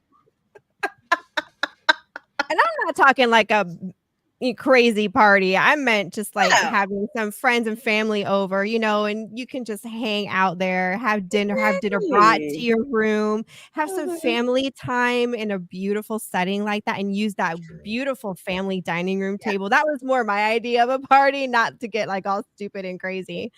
Yeah, my idea of a good time is not what it used to be. But somebody did. Oh no, yeah, and and then I know celebrities that have gotten kicked yeah, I out. was And I just think gonna that was say a there are Justin Bieber celebrities. problem at Yeah. Grand Floridian. I think he's allowed to come back to Disney now, but Shoot. but for a Oh my while, I know gosh. Justin Bieber was kicked out of Disney. Oh dang. Oh, did I mention how embarrassed I am? I'm actually related to dude. We won't even claim Justin Bieber? Yes, Bieber. How? Yeah, but you're like related to everybody. Beyonce. I know. Jeez. Wow. That's I think that's what freaking happens if you've got ancestry from any of these groups that have been here for like over 400 years, whether it's the Acadians, whether it's the French Canadians, or the ones from Cape Cod. If you have any kind of tie to those people, I don't think I want to know my ancestry. I'm related to Noah, so there. Cool. I don't know. One of my uncles used to say, "Oh, probably a bunch of horse thieves." And I went, "Yeah, that sounds about right." Who am I related? That's what somebody else I heard said. Let's see. I'm gonna go over here. Where'd that go? But yeah, I mean this park, it's gonna be, I mean, I don't know exactly when I'm gonna stay at Helios. I only need one night. Although at this rate, it's probably looking like probably not till my birthday, if I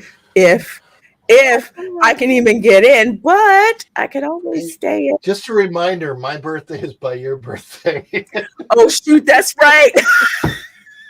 November, kids. Right smack down in the holidays. Friday. Mm-hmm. Yeah, my birthday's Friday. Mine's in August. Culture's first, then Culture's the 5th. I'm the 6th. Ooh, dang, you guys are back to back. Yeah, although I will say it would be fun to come in for Thanksgiving and then celebrate birthdays too. That's a thought. I recommend that people can get it because I haven't booked anything yet. So I'm like, do I want to do October? Or do I want to wait and do November? Yeah, that's true. Yeah, but remember, here's the other way, because I always got a backdoor way to show you guys. So you do know that there is Stella Nova, which I am staying at when it opens, January 25th. So I'm going to do a couple of nights stay there. These prices, and I didn't search, but I'll just do this anyway. Doesn't matter. I think I paid $130. Oh dang! It's not even available for those dates. Holy okay, yeah, because people are booking. Oh wait a minute! No. You change your dates? 2025, man. Why did you change this? 2025. What's the theming of those two?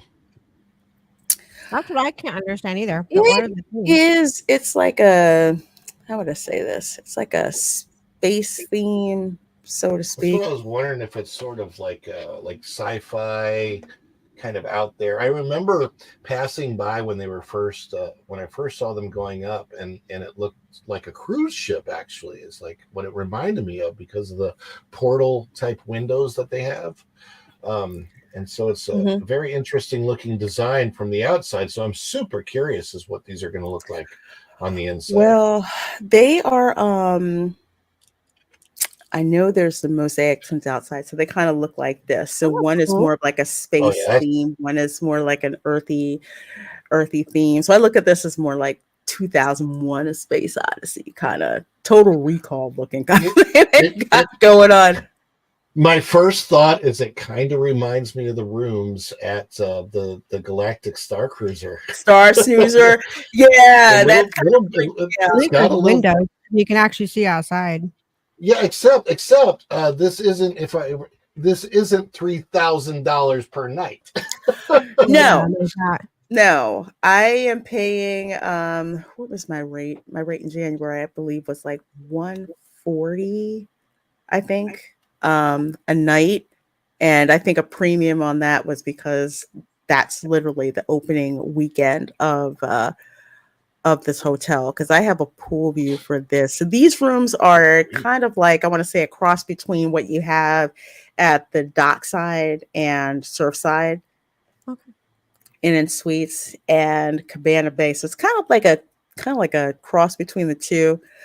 But this particular hotel, you are going to actually have a walkway to Epic Universe. So if Oh, you nice. can't physically stay at Helios, you can consider staying at Stella Nova or Terra Luna Resort, because the the roadway that goes between the two of these, you can actually see Super Nintendo World from there.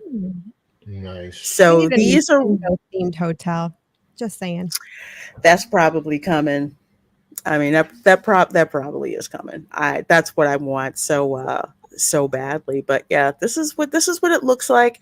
It's nice. It's priced very, very well. It's a value plus hotel. So you've got like a Starbucks in there. All the value hotels, well, all the hotels at Universal, but all the value hotels have a Starbucks.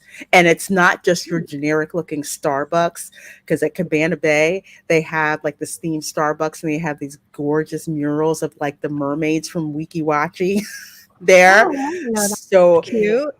it's so gorgeous how they have it set up, because with Universal, with the way that they do these resorts, because they've been pushing more into the value market, you stay there and it's like, I get all these perks. I get to get into the park an hour before the park opens, and I don't have to stay to the deluxe That's huge. in order to do that. It's You know, nice. you That's huge have a because you food can knock out court. all the big rides. Hour. Jeez. I remember when it used to be Exactly. that way at Disney. And it was for all resorts. It wasn't just the deluxe ones. And it was an hour before. Gone are those days. The extra Yeah, magic hours. I have never regretted staying at a Universal Value Resort. As a matter of fact, my sister and her family are coming down for Christmas, and I said, "Well, you guys can stay at the dockside or the surf side if you want to. They're both great, but they want to stay at Cabana Bay because of the lazy river." I said, "Yeah, Oh, I've stayed at Cabana yeah. Bay 3 times, I love a and good lazy river. I don't blame But them. the thing is, like, these are priced like Disney's value resorts, specifically the All Stars. And Mhm. this looks so much nicer than what you would get at the All Stars. And to give you an example, that Pop Century has started to go up in price because of the Skyliner. Yeah, And that's true." Pop Century is, I mean, I worked there, and because I worked there, I don't think I would ever want to stay there. Right? I almost hate saying that. Like, I love the, Pop Century. no, I I know, never. but it's like the rooms are so tiny. They're just, I know oh. they are. The rooms are so, yeah, It's they're cute real to walk small. around the resort. The theming of the resort Yeah. itself, the computer pool, the bowling alley pool, the theming of the resort is cool. But I don't have to stay there to get the theming. I can take the Skyliner over. I can walk around the resort. I can enjoy the theming. I can dine in their quick service, and their gift shop is really cool. And I can do all that without having to actually stay in a room there. So. I know, but it was so great when you were broke, and it's just like, we want to do a Disney trip. Okay, we can stay at Pop Century. How many can we get But in a it's room? different Okay, now. cool. Yeah, Now it's exactly. $200 Now, a night, $250 a night for Pop Century. I mean, come on, like you this could is have so knocked much me better. over. I'm like, you want 300, and this was around Christmas, $300 a night. And then I saw how much the Polynesian was. And I noticed that I paid that price, but I noticed a lot of other people who were staying there at the same time. They were like me. We could afford to stay at the Polynesian. Well, at the time, but we're not paying that markup. So that's why, we're over here. But yeah, Ron, you're absolutely right. And going shogi, yes, they did. Here's the reason why. Every survey that I have ever been asked or sent from Universal, they will specifically ask you how they compare to Disney. And this is going years back. That's How awesome. long did you stay at Disney? What would make you stay at Universal longer? How do you compare Universal's hotels to Disney's hotels? What are we not doing that Disney is doing that you like and that we should start Century. doing? Pop Century, $291 a night. What is this? This is in March of next year. Oh my March. God. No. You remember when that was like $70 a night? Yes, that's what I I'm remember saying. it was $89 a night. I remember. This is the picture of the room. That's the room you get. One bed, one pull-down bed. It's like they put the decor that they used to have at the Contemporary and recycled it and put it over there. That is nuts. But yes, going shogi, they did. If you when they opened the dockside, when they were about to open the dockside resort, I remember because this was right before the pandemic popped off, which is why I couldn't stay at the dockside. Literally the week, I think, before the dockside resort was supposed to open, because of the pandemic, they closed it. And that year I got called from Universal. They're like, well, we'll put you up over at Cabana Bay and we'll compensate you. They gave me like a $50 dining credit for that. So I wasn't able to stay in the dockside resort until a year or so after that. Then I was actually able to be able to stay there. But when they first started talking about the Surfside Resort and the Dockside Resort, the Universal rep who they interviewed said they specifically wanted to create resorts that were value priced, but didn't feel like value resorts. They felt like more upscale resorts. So with like the pool areas, the bedding, the aesthetics, the food offerings. They were proud to say that at their food court at the time, nothing was over $12. It's probably 15 now, but they specifically talked about that, about keeping prices budget friendly for people to come and visit repeatedly. You have Disney doing more DVC and everything. Universal's got, okay, yeah, we built Helios because we needed a weenie for Epic Universe, and it does look freaking gorgeous. It really, really does. But they also one of the built most beautiful two weenies more. I've ever seen. I know, right? I'm just looking like speaking as a man. That is a gorgeous weenie. Big, beautiful weenie.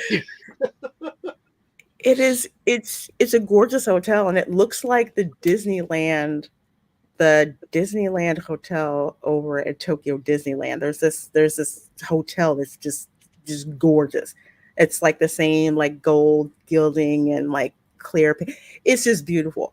So even though they built that hotel that's more expensive, they still have these other two that are at family friendly price points. And you still have all these amenities, including a whole hour to get into the park before everyone else does. It's I just, if you're looking at this, let's do like, if you're looking at this as a family, you are going, maybe for the last 5 years, you've been saving up for a family vacation to Orlando, but you've been thinking Disney, and you're hearing this news and you're seeing this park open, and it's going to be, I don't know, maybe August of next year, September next year, whatever. I mean, if you sit down and you do a price and value comparison between what you're going to get if you go to Disney versus what you're going to get if you go to Universal, and if you could only pick one, I just don't see the point in picking Disney. I mean, it just doesn't it just doesn't make sense. If you're now, I can't say if you're from out of the country, I have no idea. where I'm an American. I think like an American, and I'm thinking of when I used to live in Missouri and what I would look at coming to Orlando, Florida. And if I were right now in my life, if I were in Missouri looking to come to Orlando, Florida, there is no way that I would choose Disney over Universal when Epic is there. You got 3 different theme parks. You got the best water park in all of Central Florida, and maybe the best water park in the United States right now. I don't even know, but Volcano Bay is an amazing. Oh, it water. is nice. It is nice. And all the service and all the perks you get, and the location, especially if you're at Helios or Stella Nova, Terra Luna, if right there, you are so close to everything else at International Drive. You want to take a day and take a break from the parks and go to Wonderworks or go to Ripley's Believe It or Not or something like that. I mean, just go play some mini golf at any of the mini golfs around there. Go to an IMAX, take an IMAX movie while you're there. There's just so much to do right in that area. Or you've got City Walk, and I mean, it's just like vacation central right there. Ladies, there's a Victoria's Secret outlet at the International Drive Outlet Mall. Oh, me and my sister will spend hours, and I mean hours, in that Victoria's Secret shop just buying. Oh, and more recently, men who identify as ladies, there's a Victoria's Secret outlet shop because we know that Victoria's Secret is big on that right now. That's kind of the secret. My gosh. But to also add, there is a cosmetics store that is there, and that's the place where you go to get a whole bunch of department store makeup that's marked down to 40% less or more. And there's some good eats. 40% or bigger. Like Hawaiian shave ice and coconut. Drink that. Cookie shops. If you can, I don't know if it's guys, there's a Bath Pro. There's a Bath Pro right across from here. Okay. Oh my gosh! It's Bath or Bass? Bass Pro Shop. Okay. Oh, okay. Okay. Okay. Yeah, but they do. I mean, this is a great area, but I know for some people who are visiting from out of the country, some of them rent houses. Yeah. And are usually in the Walmart with empty suitcases, buying up a whole bunch of clothes because it's cheaper for them to buy it here and load up and bring that stuff back home. So they'll usually rent houses. If they stay in hotels that are non-Disney, they're usually either on Hotel Plaza Boulevard or they're around like World Drive area, like the Marriott World Center, Caribe Royale, I think the Buena Vista Suites. That's like one. So a lot of those Gaylord Palms, those kind of hotels that are close, but they're not on Disney property.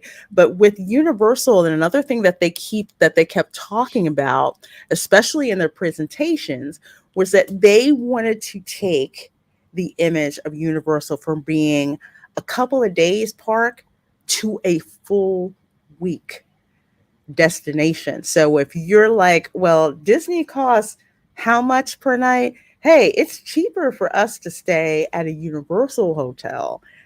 We're going to make that home base instead and visit Disney if and when we might feel like going. And even then it'll be, well, what's the one Disney park we're going to go to on this vacation? Like the going to all 3 or the 3 or like even they might go to Magic Kingdom or something like that. Yeah, it's going to be interesting. People who start taking vacations like this and they stay at Universal, they stay at Helios, they're in the Universal bubble, if you will. It's not so much like the Disney bubble is, but if they do this and they go to a Disney park and they come back to this vacation, we're going to start seeing people who do that and are very disappointed with Disney parks and are starting to complain about the Disney parks because they're going to start comparing their one day of a Disney park experience to the rest of their Universal experience. And it's going to be night and day difference because I'm telling you, the level of what they're doing to train the team members over there at Universal now has gone way, way up from when I used to work there. And those team members are all on point now, and they seem to be on the same page of that level of customer service.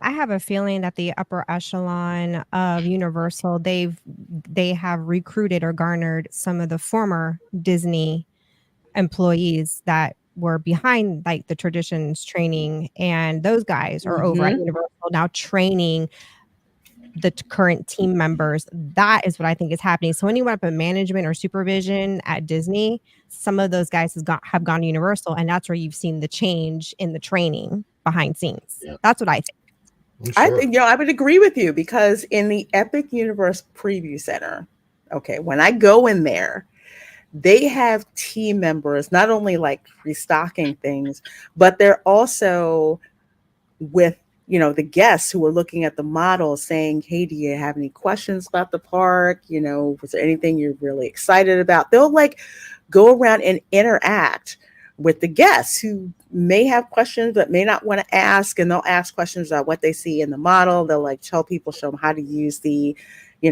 AR feature. They're interacting with them. When I went to check out, they're like, oh, that's so great you picked that up. What are you excited most about the park? And they'll talk about how they're excited, to go to the park. And it's just absolutely infectious when they talk about what they're excited about seeing. But more importantly, they want to know what you're excited about seeing with the new park. And waiting 80s for Mario for a theme park. I'm good with what we got. It may not be a full theme park, but you know what? This third, fourth grade 1980 something kid is very happy. Yeah. I'm looking at this, what you have on the screen here, where it says 5 immersive worlds, 1 amazing theme park. And I'm thinking to myself, what they have at Epic and versus what is at Magic Kingdom right now. Magic Kingdom will be making the biggest mistake ever by getting rid of Frontierland and turning it into Cars Land, getting rid of the Rivers of America and turning into that Cars area, because in Magic Kingdom you have something so much the opposite of this. When you have the American history aspect of it, the Frontierland, the Adventureland, the Liberty Square, that is a whole different thing. It's very, very different than this. And if you try to make it the same as this, it's going to muddle the water so much that, of course, Epic is going to be better at that, obviously. And it's just going to kill. It's literally going to kill Magic Kingdom. I don't think people care as much about Cars as what Disney wants to think that they do. And I think that if you had the difference between, hey, I'm going over here for my adventure and being in these worlds, but I'm going to go over here to get my Americana, that variety is necessary, right? So if you kill the variety, if you kill the whole reason for the Magic Kingdom park, if you kill Walt's vision of the Magic Kingdom park, you're going to kill attendance to the Disney parks in general. You're 100% right. Yeah, that's exactly what's going to happen. People aren't excited about a Cars. Okay, well, you got some pixie dusters and, the Cupcake crew that are excited about it. You have some people who may be, but for the most part, removing something that puts the park in park, and then you see what Universal is doing that actually looks like a park, like no other park you've ever seen. It's like some park that's in a book that you read as a kid, where it's just this fantasy like atmosphere where it's like it's you can't put your finger on it, but all you know is that I have to freaking go there. That's all I have to do. It's like you walk in and you see this. The European theme parks are a lot like this. There's a lot of like nature and trees, but the Europeans, they love their nature. They love going on walks. They don't sit around at home. When the sun is out, everybody's out. They're riding their bikes, they're walking, and they enjoy the park and park. And Universal, they must have really traveled and gotten some extensive insight beyond just attractions, I have a feeling they went to Europe and were like, you know, and we want to Well, appeal to the European traveler. The Europeans be are going to love fair, this part. that's what Walt did when he created Yeah, Disneyland. he Actually, did. it took a lot of his inspiration from European parks that existed at Yeah. that time, They're and still that's here. not happening anymore with Disney leadership. They're not doing that at all. Disney leadership is first and foremost about DEI and how we can make Oh the my most marginalized people feel more included than everyone else. And so that's a distraction from their storytelling. Let's exclude And in the name of inclusion. Yeah, because that makes sense. exactly. And Yeah. that's exactly what they're doing. They're excluding 95% to try and include 5%. And I'm not saying that there's nothing wrong with making something for everybody, but that's not what they're doing. As a matter of fact, if you watched Agatha all along and all, you know that's not what they're doing. It's a very, very exclusive show. I love Anyhow, how there's so much walking space and to Look at take in that. the trees and the gardens. I mean, it looks like a the garden in the water. back. This. Oh my gosh. You know Honestly, what? I gotta interject. I swear that they have taken lessons from what they've learned from the Mythos restaurant over in Islands of Adventure Oh yeah. and put it into this restaurant here. Because in the back of Mythos, there's a seating area where all you see is like the lagoon. So this is like literally booths that are facing outward. So you look like you're immersed just in water and you've got the fountains that are there. Look at all that glass.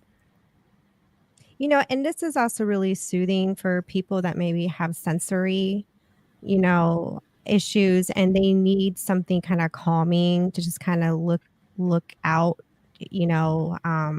You just never know what, because this kind of stuff is calming, you know, and Mm-hmm. Disney just doesn't take any of that into account. They're a cash. It's all just cash grabs, and it's tacky what they're doing. Absolutely tacky. There's no class anymore. 100%. Exactly. This looks like I mean, Look at the shells. It's like the oh my gosh, the Renaissance Birth of Venus. Mermaids. Zen I just come to realized life, that they're mermaids sitting on the shells. Those are their fins. They're gold. Oh my and it's so pretty. gosh. Look at the And it says Atlantic, like the lost city of Atlantic. Wow. This is so freaking funny. This is I wonder so what the food freaking is gonna be funny. like in there. You think it'll be like seafood since it's got this like oceanic, like water theme? Yeah, it's well this whole thing, they've got like the water like it's from I think it's like a lot of Greek mythology that's in here, of course, because you have Helios, the god Helios. They literally have the statue of the god Helios in here.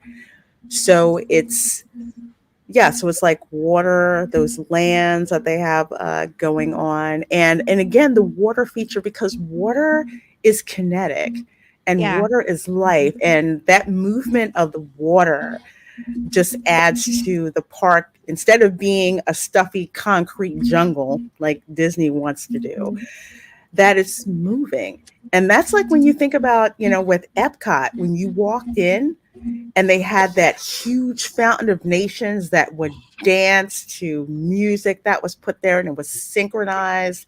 You had that, you went past that, and then you see the World Showcase Lagoon.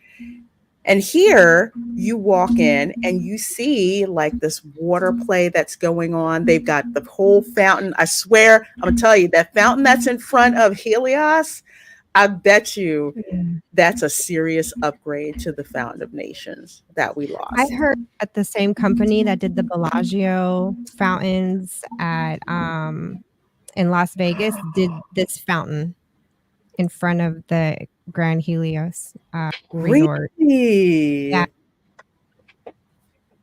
Oh my gosh. I'm so excited about that because I love the Bellagio fountains. I love the Bellagio fountains.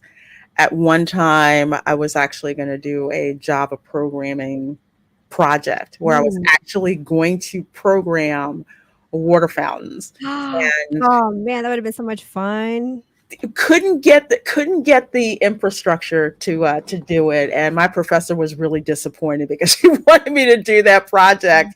And literally it's all programming that interfaces with Yeah. the hardware to have the jets with the intensity with the water, all of that, how it's controlled. So I'm excited to hear that, because the Bellagio fountain, we were like, dang, we haven't seen anything this good since Fountain of Nations. I'm excited for this Chinese restaurant. I love Asian food, and I am excited for this restaurant. I do too. And look at this dragon, how it's literally, that's how it's going to look like. Notice how the concept art, have you guys been noticing the concept art that Universal has given us? The real thing is literally better than the concept art. It's as I'm driving by there. Or it's just right on the nail, right on the nose. I mean, yes, and I know what she's talking about, because the concept art for Epcot, when they first announced that 3-tier Epcot festival building, I was like, wow, that's going to be great. And what we got, oh God, what we got. Even with what we got, when I was walking through it last night, and I was thinking to myself, if all they did, because last night I'm walking through that whole big grassy area that could hold 500 people. Like, you could literally fit 500 people in that grassy area. There's a DJ playing music, and there's literally 10 people there, right? 10. And I'm going, if they simply covered this and added this to what they have as the community core building and made this an indoor festival center, it would be amazing. And it would do so much better than what they have. And all they have to do literally is just put a cover on it and make it an indoor building. And boy, did they, it was just about a wasted space. I've never seen anything go to waste so much in my life as I have what they now call World Celebration in Epcot. It is nothing to celebrate, for sure. No, and they cheaped out, and they put some umbrellas up there, in front of the Beyonce stage. But it's like that's supposed to do something. It's like the quick fix that they tried to do with Slinky Dog Dash. Instead of building a covered queue like most of the stuff in the Florida parks are, it was all open, so you have people roasting and whatnot. It's like ridiculous. Oh, awful. Oh my gosh, look at the water here. And this is Helios right here. There's the also, yeah, that's the front. That's not the park side. Isn't that gorgeous? Look at that. It's like all that water, and it just freaking looks beautiful. Stardust racers, the racing coasters, just like with the Velocicoaster, there is no external lighting to the tracks.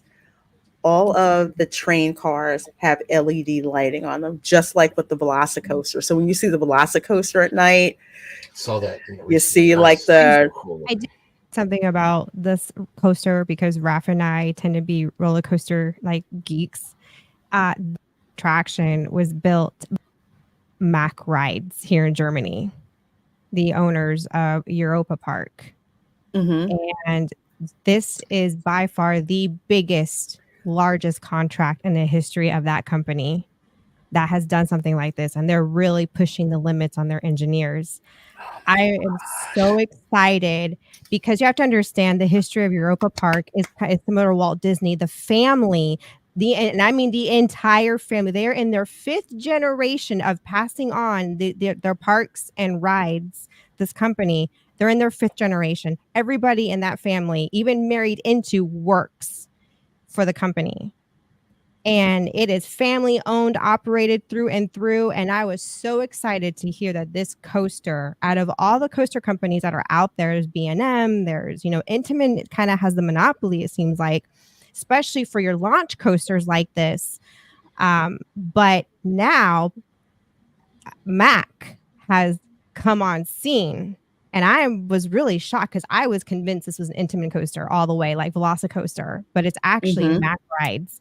And I'm so freaking excited for this family and so happy for them that they got this, that they were given the contract to do this. And I can't sing so much happy praises for, and the thing is, the owner, Roland Mock, he walks around the park, Europa Park, and he meets and greets his guests just like Walt did when Walt was Oh, that's so alive. cool. They Oh, have man. he is considered the Walt Disney of the Rhine River out here. Oh, very cool. And I have so much love Nice. and respect for Europa Park and the McRae and the Mock family. So to hear that they landed this, I was just like, I even told Rap, could you imagine the champagne that was flowing when they got word that they were picked for this and that family? I'm just so freaking happy for them. And now I can't ride this coaster. I've actually with issues. I'm just do fat coasters at this moment. But I'm very stoked, so freaking happy. And I'm more happy for the family and Mac rides than anything else. This coaster, even in the model, okay, the model, people are stunned looking at. They're just like, is that what it's going to look like? Is that it's like the train cars are going to look like? And then when the footage came out, well, there was like a CGI one, and then when there was footage of actual testing of the car, we're just like, I can't freaking wait to ride this. I can't wait. I can't wait. Even if I could, it's still too terrifying for me. But it's weird. I know I have a legitimate phobia of most roller coasters, not all of them. This is one absolutely terrifying. My health issues are preventing me from going on even more coasters. But I can't wait to see it. I can't go on it, but I just can't wait. Are you saying that you can't ride the pipeline with me? No. Eric, you're not going to ride the stand-up roller coaster that bounces you up and down. That's terrifying. And I've had nightmares. I don't know if you guys have nightmares like this, but I've had nightmares where I'm literally hanging on the back of a coaster, and it like my seat becomes unlatched, my harness, and then I'm literally I've had nightmares like that. So gosh, I know it's bizarre. I don't know where those dreams come from. Oh my gosh, this is so amazing. That's going to take my money, the Super Nintendo Star Store, but the Constellation Carousel. That looks like fun. This looks like unlike anything that I've, oh my gosh, that I've ever seen. I'm just like, I can't wait. I can't wait to see this. This is the Atlantic across the shimmering waters of the Neptune Pool in Celestial Park. Stands Atlantic, where everyone can enjoy exceptional seafood and steak while giant illuminated fish gracefully circle above you. Above I you? love that detail. Yeah, right there. You're going to have fish above you? Yeah, fish above you. Oh, wow. Fish above you. If you've ever gone to, I don't like cowfish. I don't like cowfish restaurant. I don't. Sorry, I don't. But not that they're animated, but they have these different fish that are up in the ceiling, and it's such a cool aesthetic. So they probably plussed it up here. But yeah, dark. I cannot freaking wait for Dark Universe. I mean, I gotta hit Super Nintendo World. Definitely first. Okay, but I've heard something. If you guys got friends at work at Universal, maybe has some intel, but I heard that the queue line for, is it the Frankenstein is going to have jump scares in the queue line? Yeah, the Wolfman coaster. Wait, like yes, I've heard that. Yes. Why? Oh, yes. I don't know. I guess to add to it, I don't think the queue is going to be super dark or something like that. I don't know. I heard that that's probably what they're going to do. I get it, but at the same time, I'm like, when you know what they call the place where the scare actors hide is called, you don't feel so scared about it. They're called boo holes. And I'm not kidding you, because I've been a scare actor. They're like, make sure you get back in your boo hole. Yeah, that's like why Insidious is so freaking scary, because you don't get a break with how many of them are in there. But this is the attract that they're gonna have an animatronic that's in the queue line that comes out at you. I'm thinking that's part of it. Is there another one like that? Is there like another Another animatronic that does the same thing? That gives you like um it I gives you think the that's illusion they're coming after you, but they're not, you know? it's in the attraction itself and the footage I think that they showed for the Wolfman coaster. There's an actual animal. It looks like it's not like the B mode Kylo Ren one that doesn't have a whole lot of articulation. This sucker actually looks real. Yeah, yeah. Mhm. Yeah. And that's in the actual ride, itself, which I cannot wait for. Kid is still excited for Epic. May try to do it for their birthday next year. Hey, Dad, man, walking. Yeah, there is so much excitement for this darn park. The annual pass holder tickets, they had a window, okay, where you could buy 1-day tickets if you were an annual pass holder. They were offering that before they will to the general public. Literally, it was like the Hunger Games, in a way, in a good way, in a good way. Survivor. It's just like, did you get your tickets? Did you get your tickets? And I did something dumb, and I was in the wrong line, and wasted 2 hours, and I had to get back in there again. But it didn't really upset me too much. I mean, I'm going May 26th, which is a Monday, so I'm going on a Monday.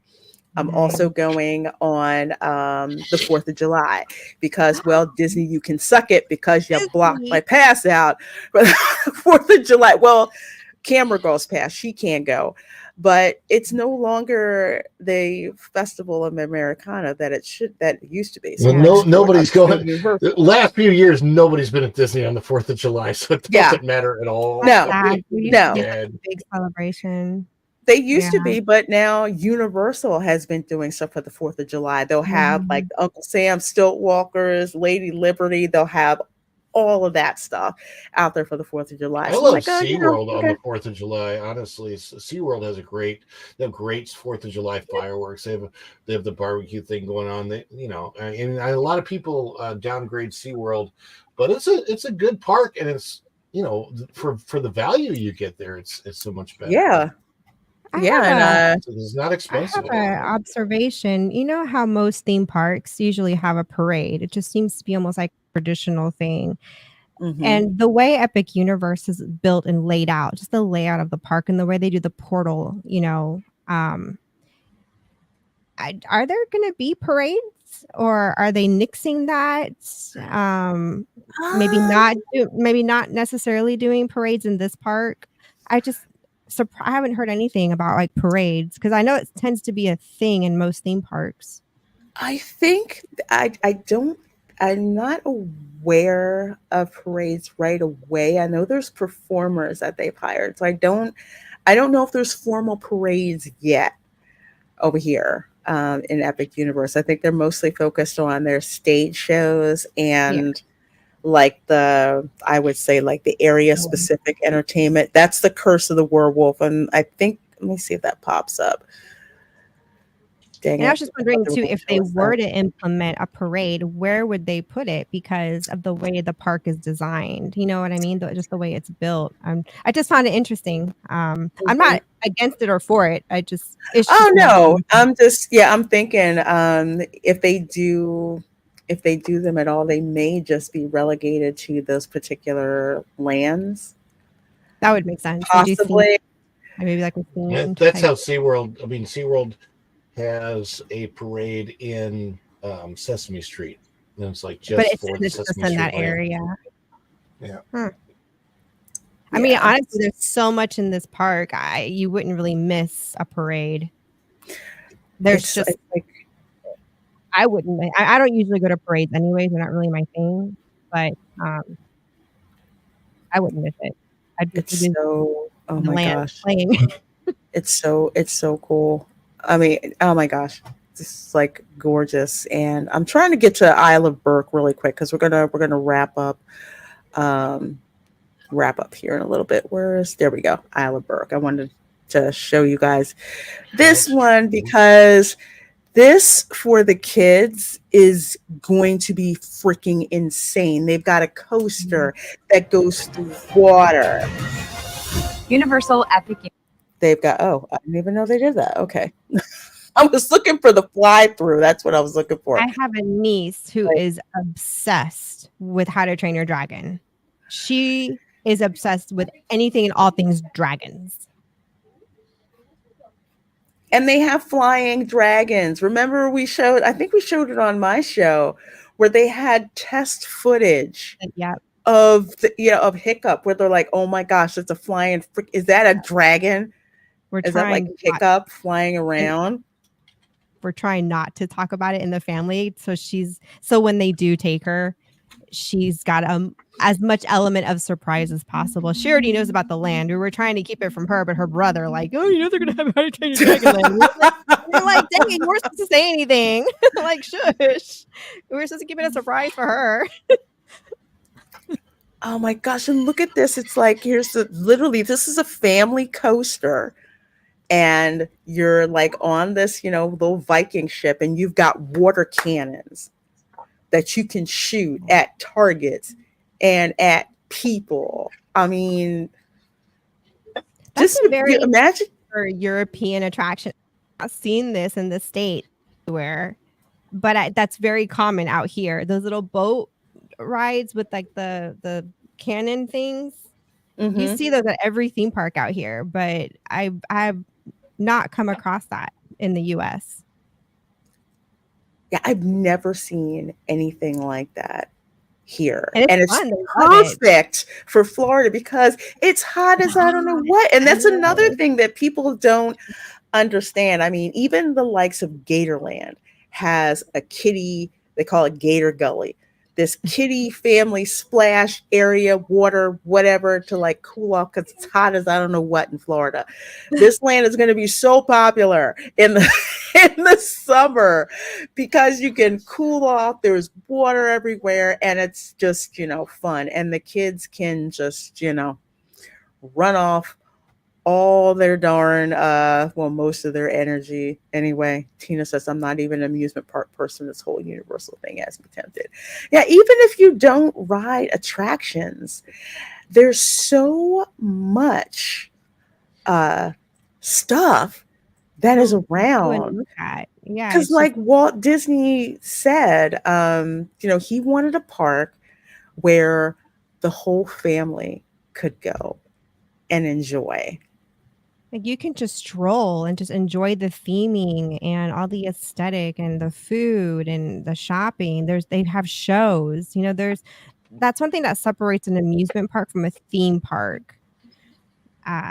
And that's what I love about theme parks is that they go above and beyond just your amusement park experience, because amusement parks are about the attractions and they're typically just, all cement, straight to the point. Fun Spot? Fun Spot America? Fun Spot. You got theme parks that are multifaceted and they're multi-layered and there's just so much to do for everybody, even for the elderly who can't go really do much and on little motor wheelchairs, but they still find enjoyment in just getting out of the house and just enjoying being together. And the environment is so beautiful and inviting, and as humans, we like that, Absolutely. It's just again, it's like being able to do things together and apart, but in a place where there's something for everyone. And that's what Disney used to be. There was just something for everybody to enjoy, whether you just wanted to sit there and people watch, or if you just wanted to enjoy a leisurely stroll around the park and take in the various gardens. Like Disney horticulture, I mean, it used to be better than it is, definitely. But stuff that you would see, how the heck could they do that? When you're strolling through these gorgeous gardens, you could see that there were, inspirations from other famous gardens in the world. So this park, oh my gosh, this park, first of all, you can't even get a darn hotel reservation at Helios for like 3-4 months out now. I think the annual pass first annual pass 1-day tickets. I think those are booked up for the first couple of weeks or something like that. They haven't even opened up general admission for first day. However, also I found out that if you are a annual pass holder at Universal, they will be opening up preview opportunities for the park, which is just what I thought they were going to do, just like they did with Super Nintendo World out in California. So I did get an email from Universal saying, we love our pass holders. Thank you so much for putting up with us for how crazy this stuff has happened.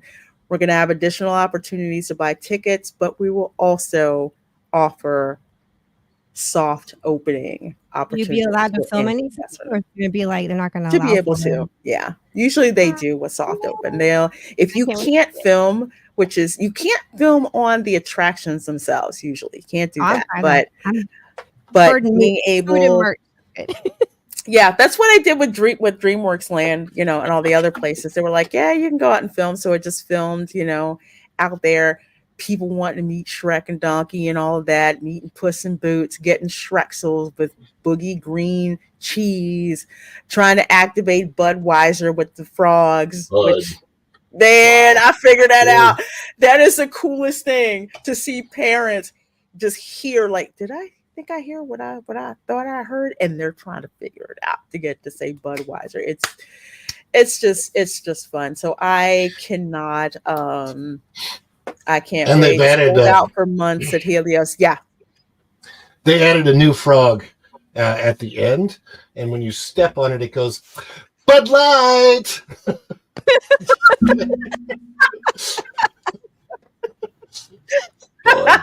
Why, sir?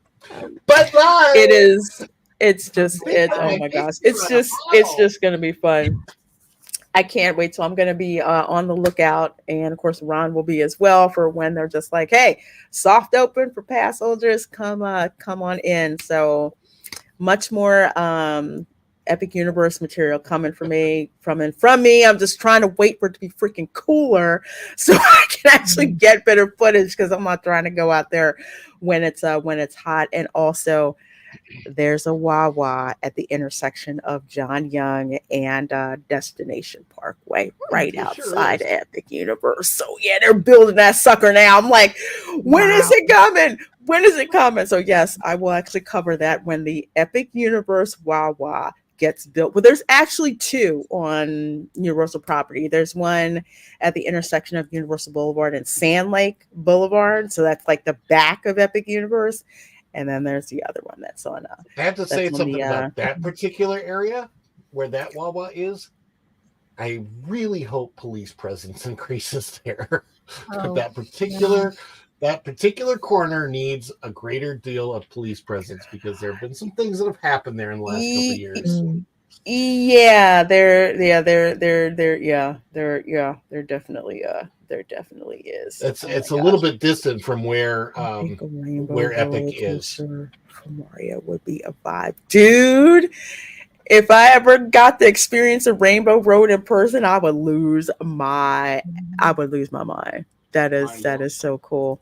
That is so cool. I would love to come up and give some thoughts. I'm going to cover on my channel. I'm at the Braylon Lee. I'll have to check out your channel. What's the name of his channel?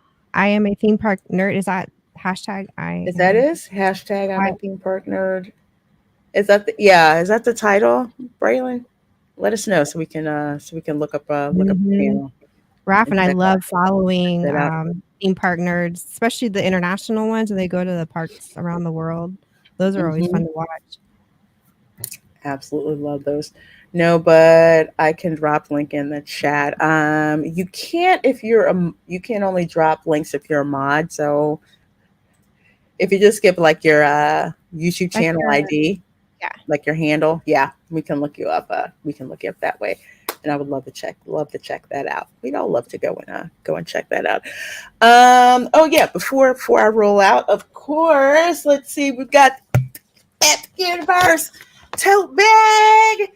So in order to be eligible for the giveaway, okay, number one, I'll blow this up so people see this. Number one, you need to like this video. This live stream. You also need to drop a comment on the live stream in the comment section. Let us know which part of Epic Universe are you most excited about. Is it Super Nintendo World? Is it How to Train Your Dragon? Is it Harry Potter, the Ministry of Magic? Is it Dark Universe? Is it Celestial Park?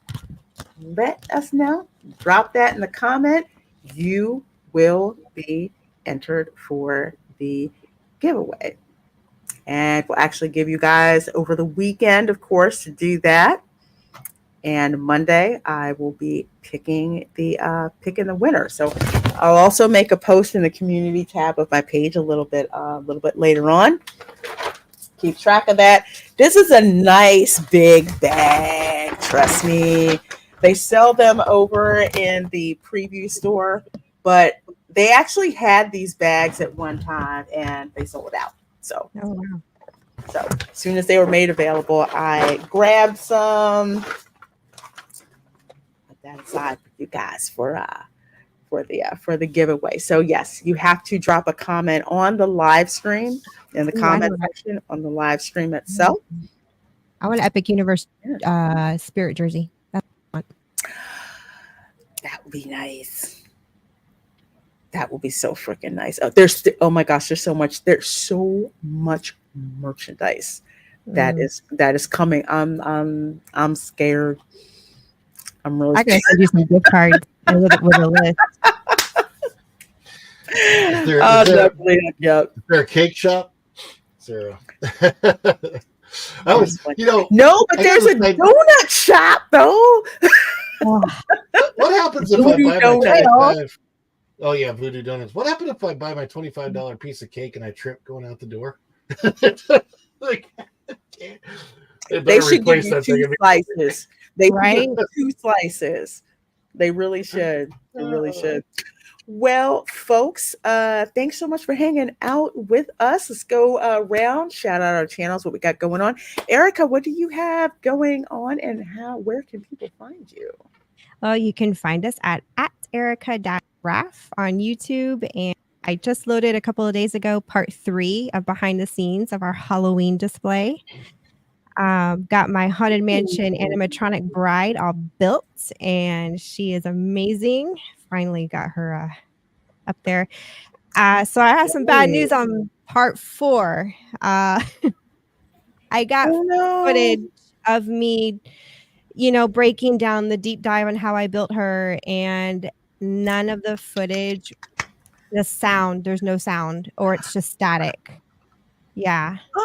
So I'm literally gonna have to do like a talk over, and it's gonna suck because I'm sitting here like talking, and then I'm gonna have to talk over that because I cannot deconstruct what I've built to show.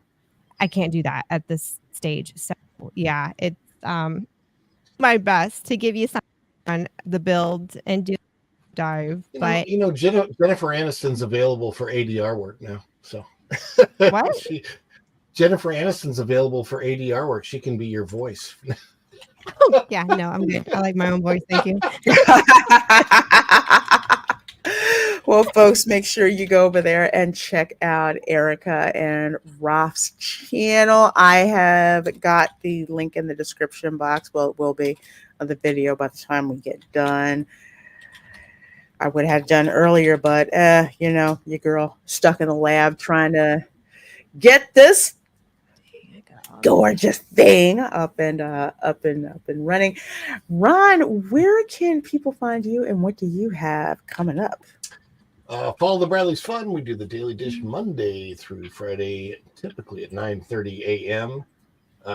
And usually one, maybe sometimes 2 of those shows will actually just be live from the park, from one of the Disney or other parks. And then I've been doing more other live streaming as well as vlogs lately. So, and there's a lot of just comedic, responsive shorts on the channel if you just like to laugh at some things. So that is Follow the Bradley's Fun. And if you type that into pretty much any social media, you'll find me. Follow the Bradley's Fun on X and Facebook and Instagram, TikTok. Just type in "Follow the Bradley's Fun" and you'll find us. Exactly. And you will go ahead and find him. Well, as for your girl, let's see. What day is it? Oh, Saturday. Anyway, 4:00, I will be over on Retro Nerd Girls channel along with author Douglas A. Burton. We are doing a watch party for the OG Universal monster, at least when it comes to Florida. And that would be the creature from the Black Lagoon.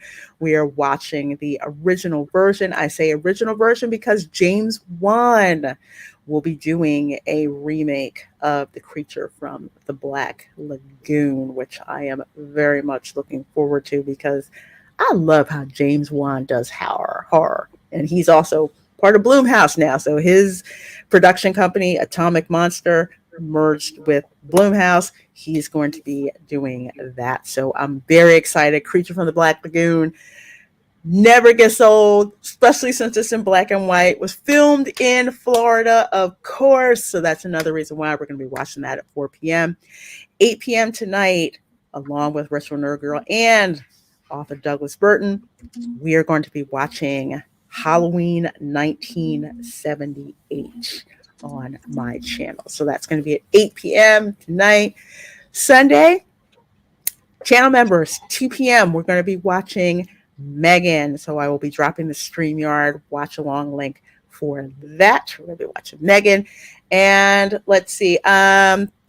Sunday, no Welcome to Florida show because I will be at Halloween Horror Nights. So please do check that out. I'm going to be there, hanging around, going through the scare zones, and just having a blast. And, you know, you guys seem to like that I'm doing the Blair Witch, going through the scare zones. I'll put the camera on everyone else, and then I'll flip it and put it on me. And I think the scare actors have figured out when I do that, hey, they just start stalking me. It's kind of fun. Nice. So you guys have an amazing rest of your day, evening, wherever you are. Don't forget to make a comment on this live stream so you can be entered to win the Epic Universe tote reusable tote bag. Thank you so much for all the support. Subscribe to all my folks on this panel, and we will see you next time. Bye.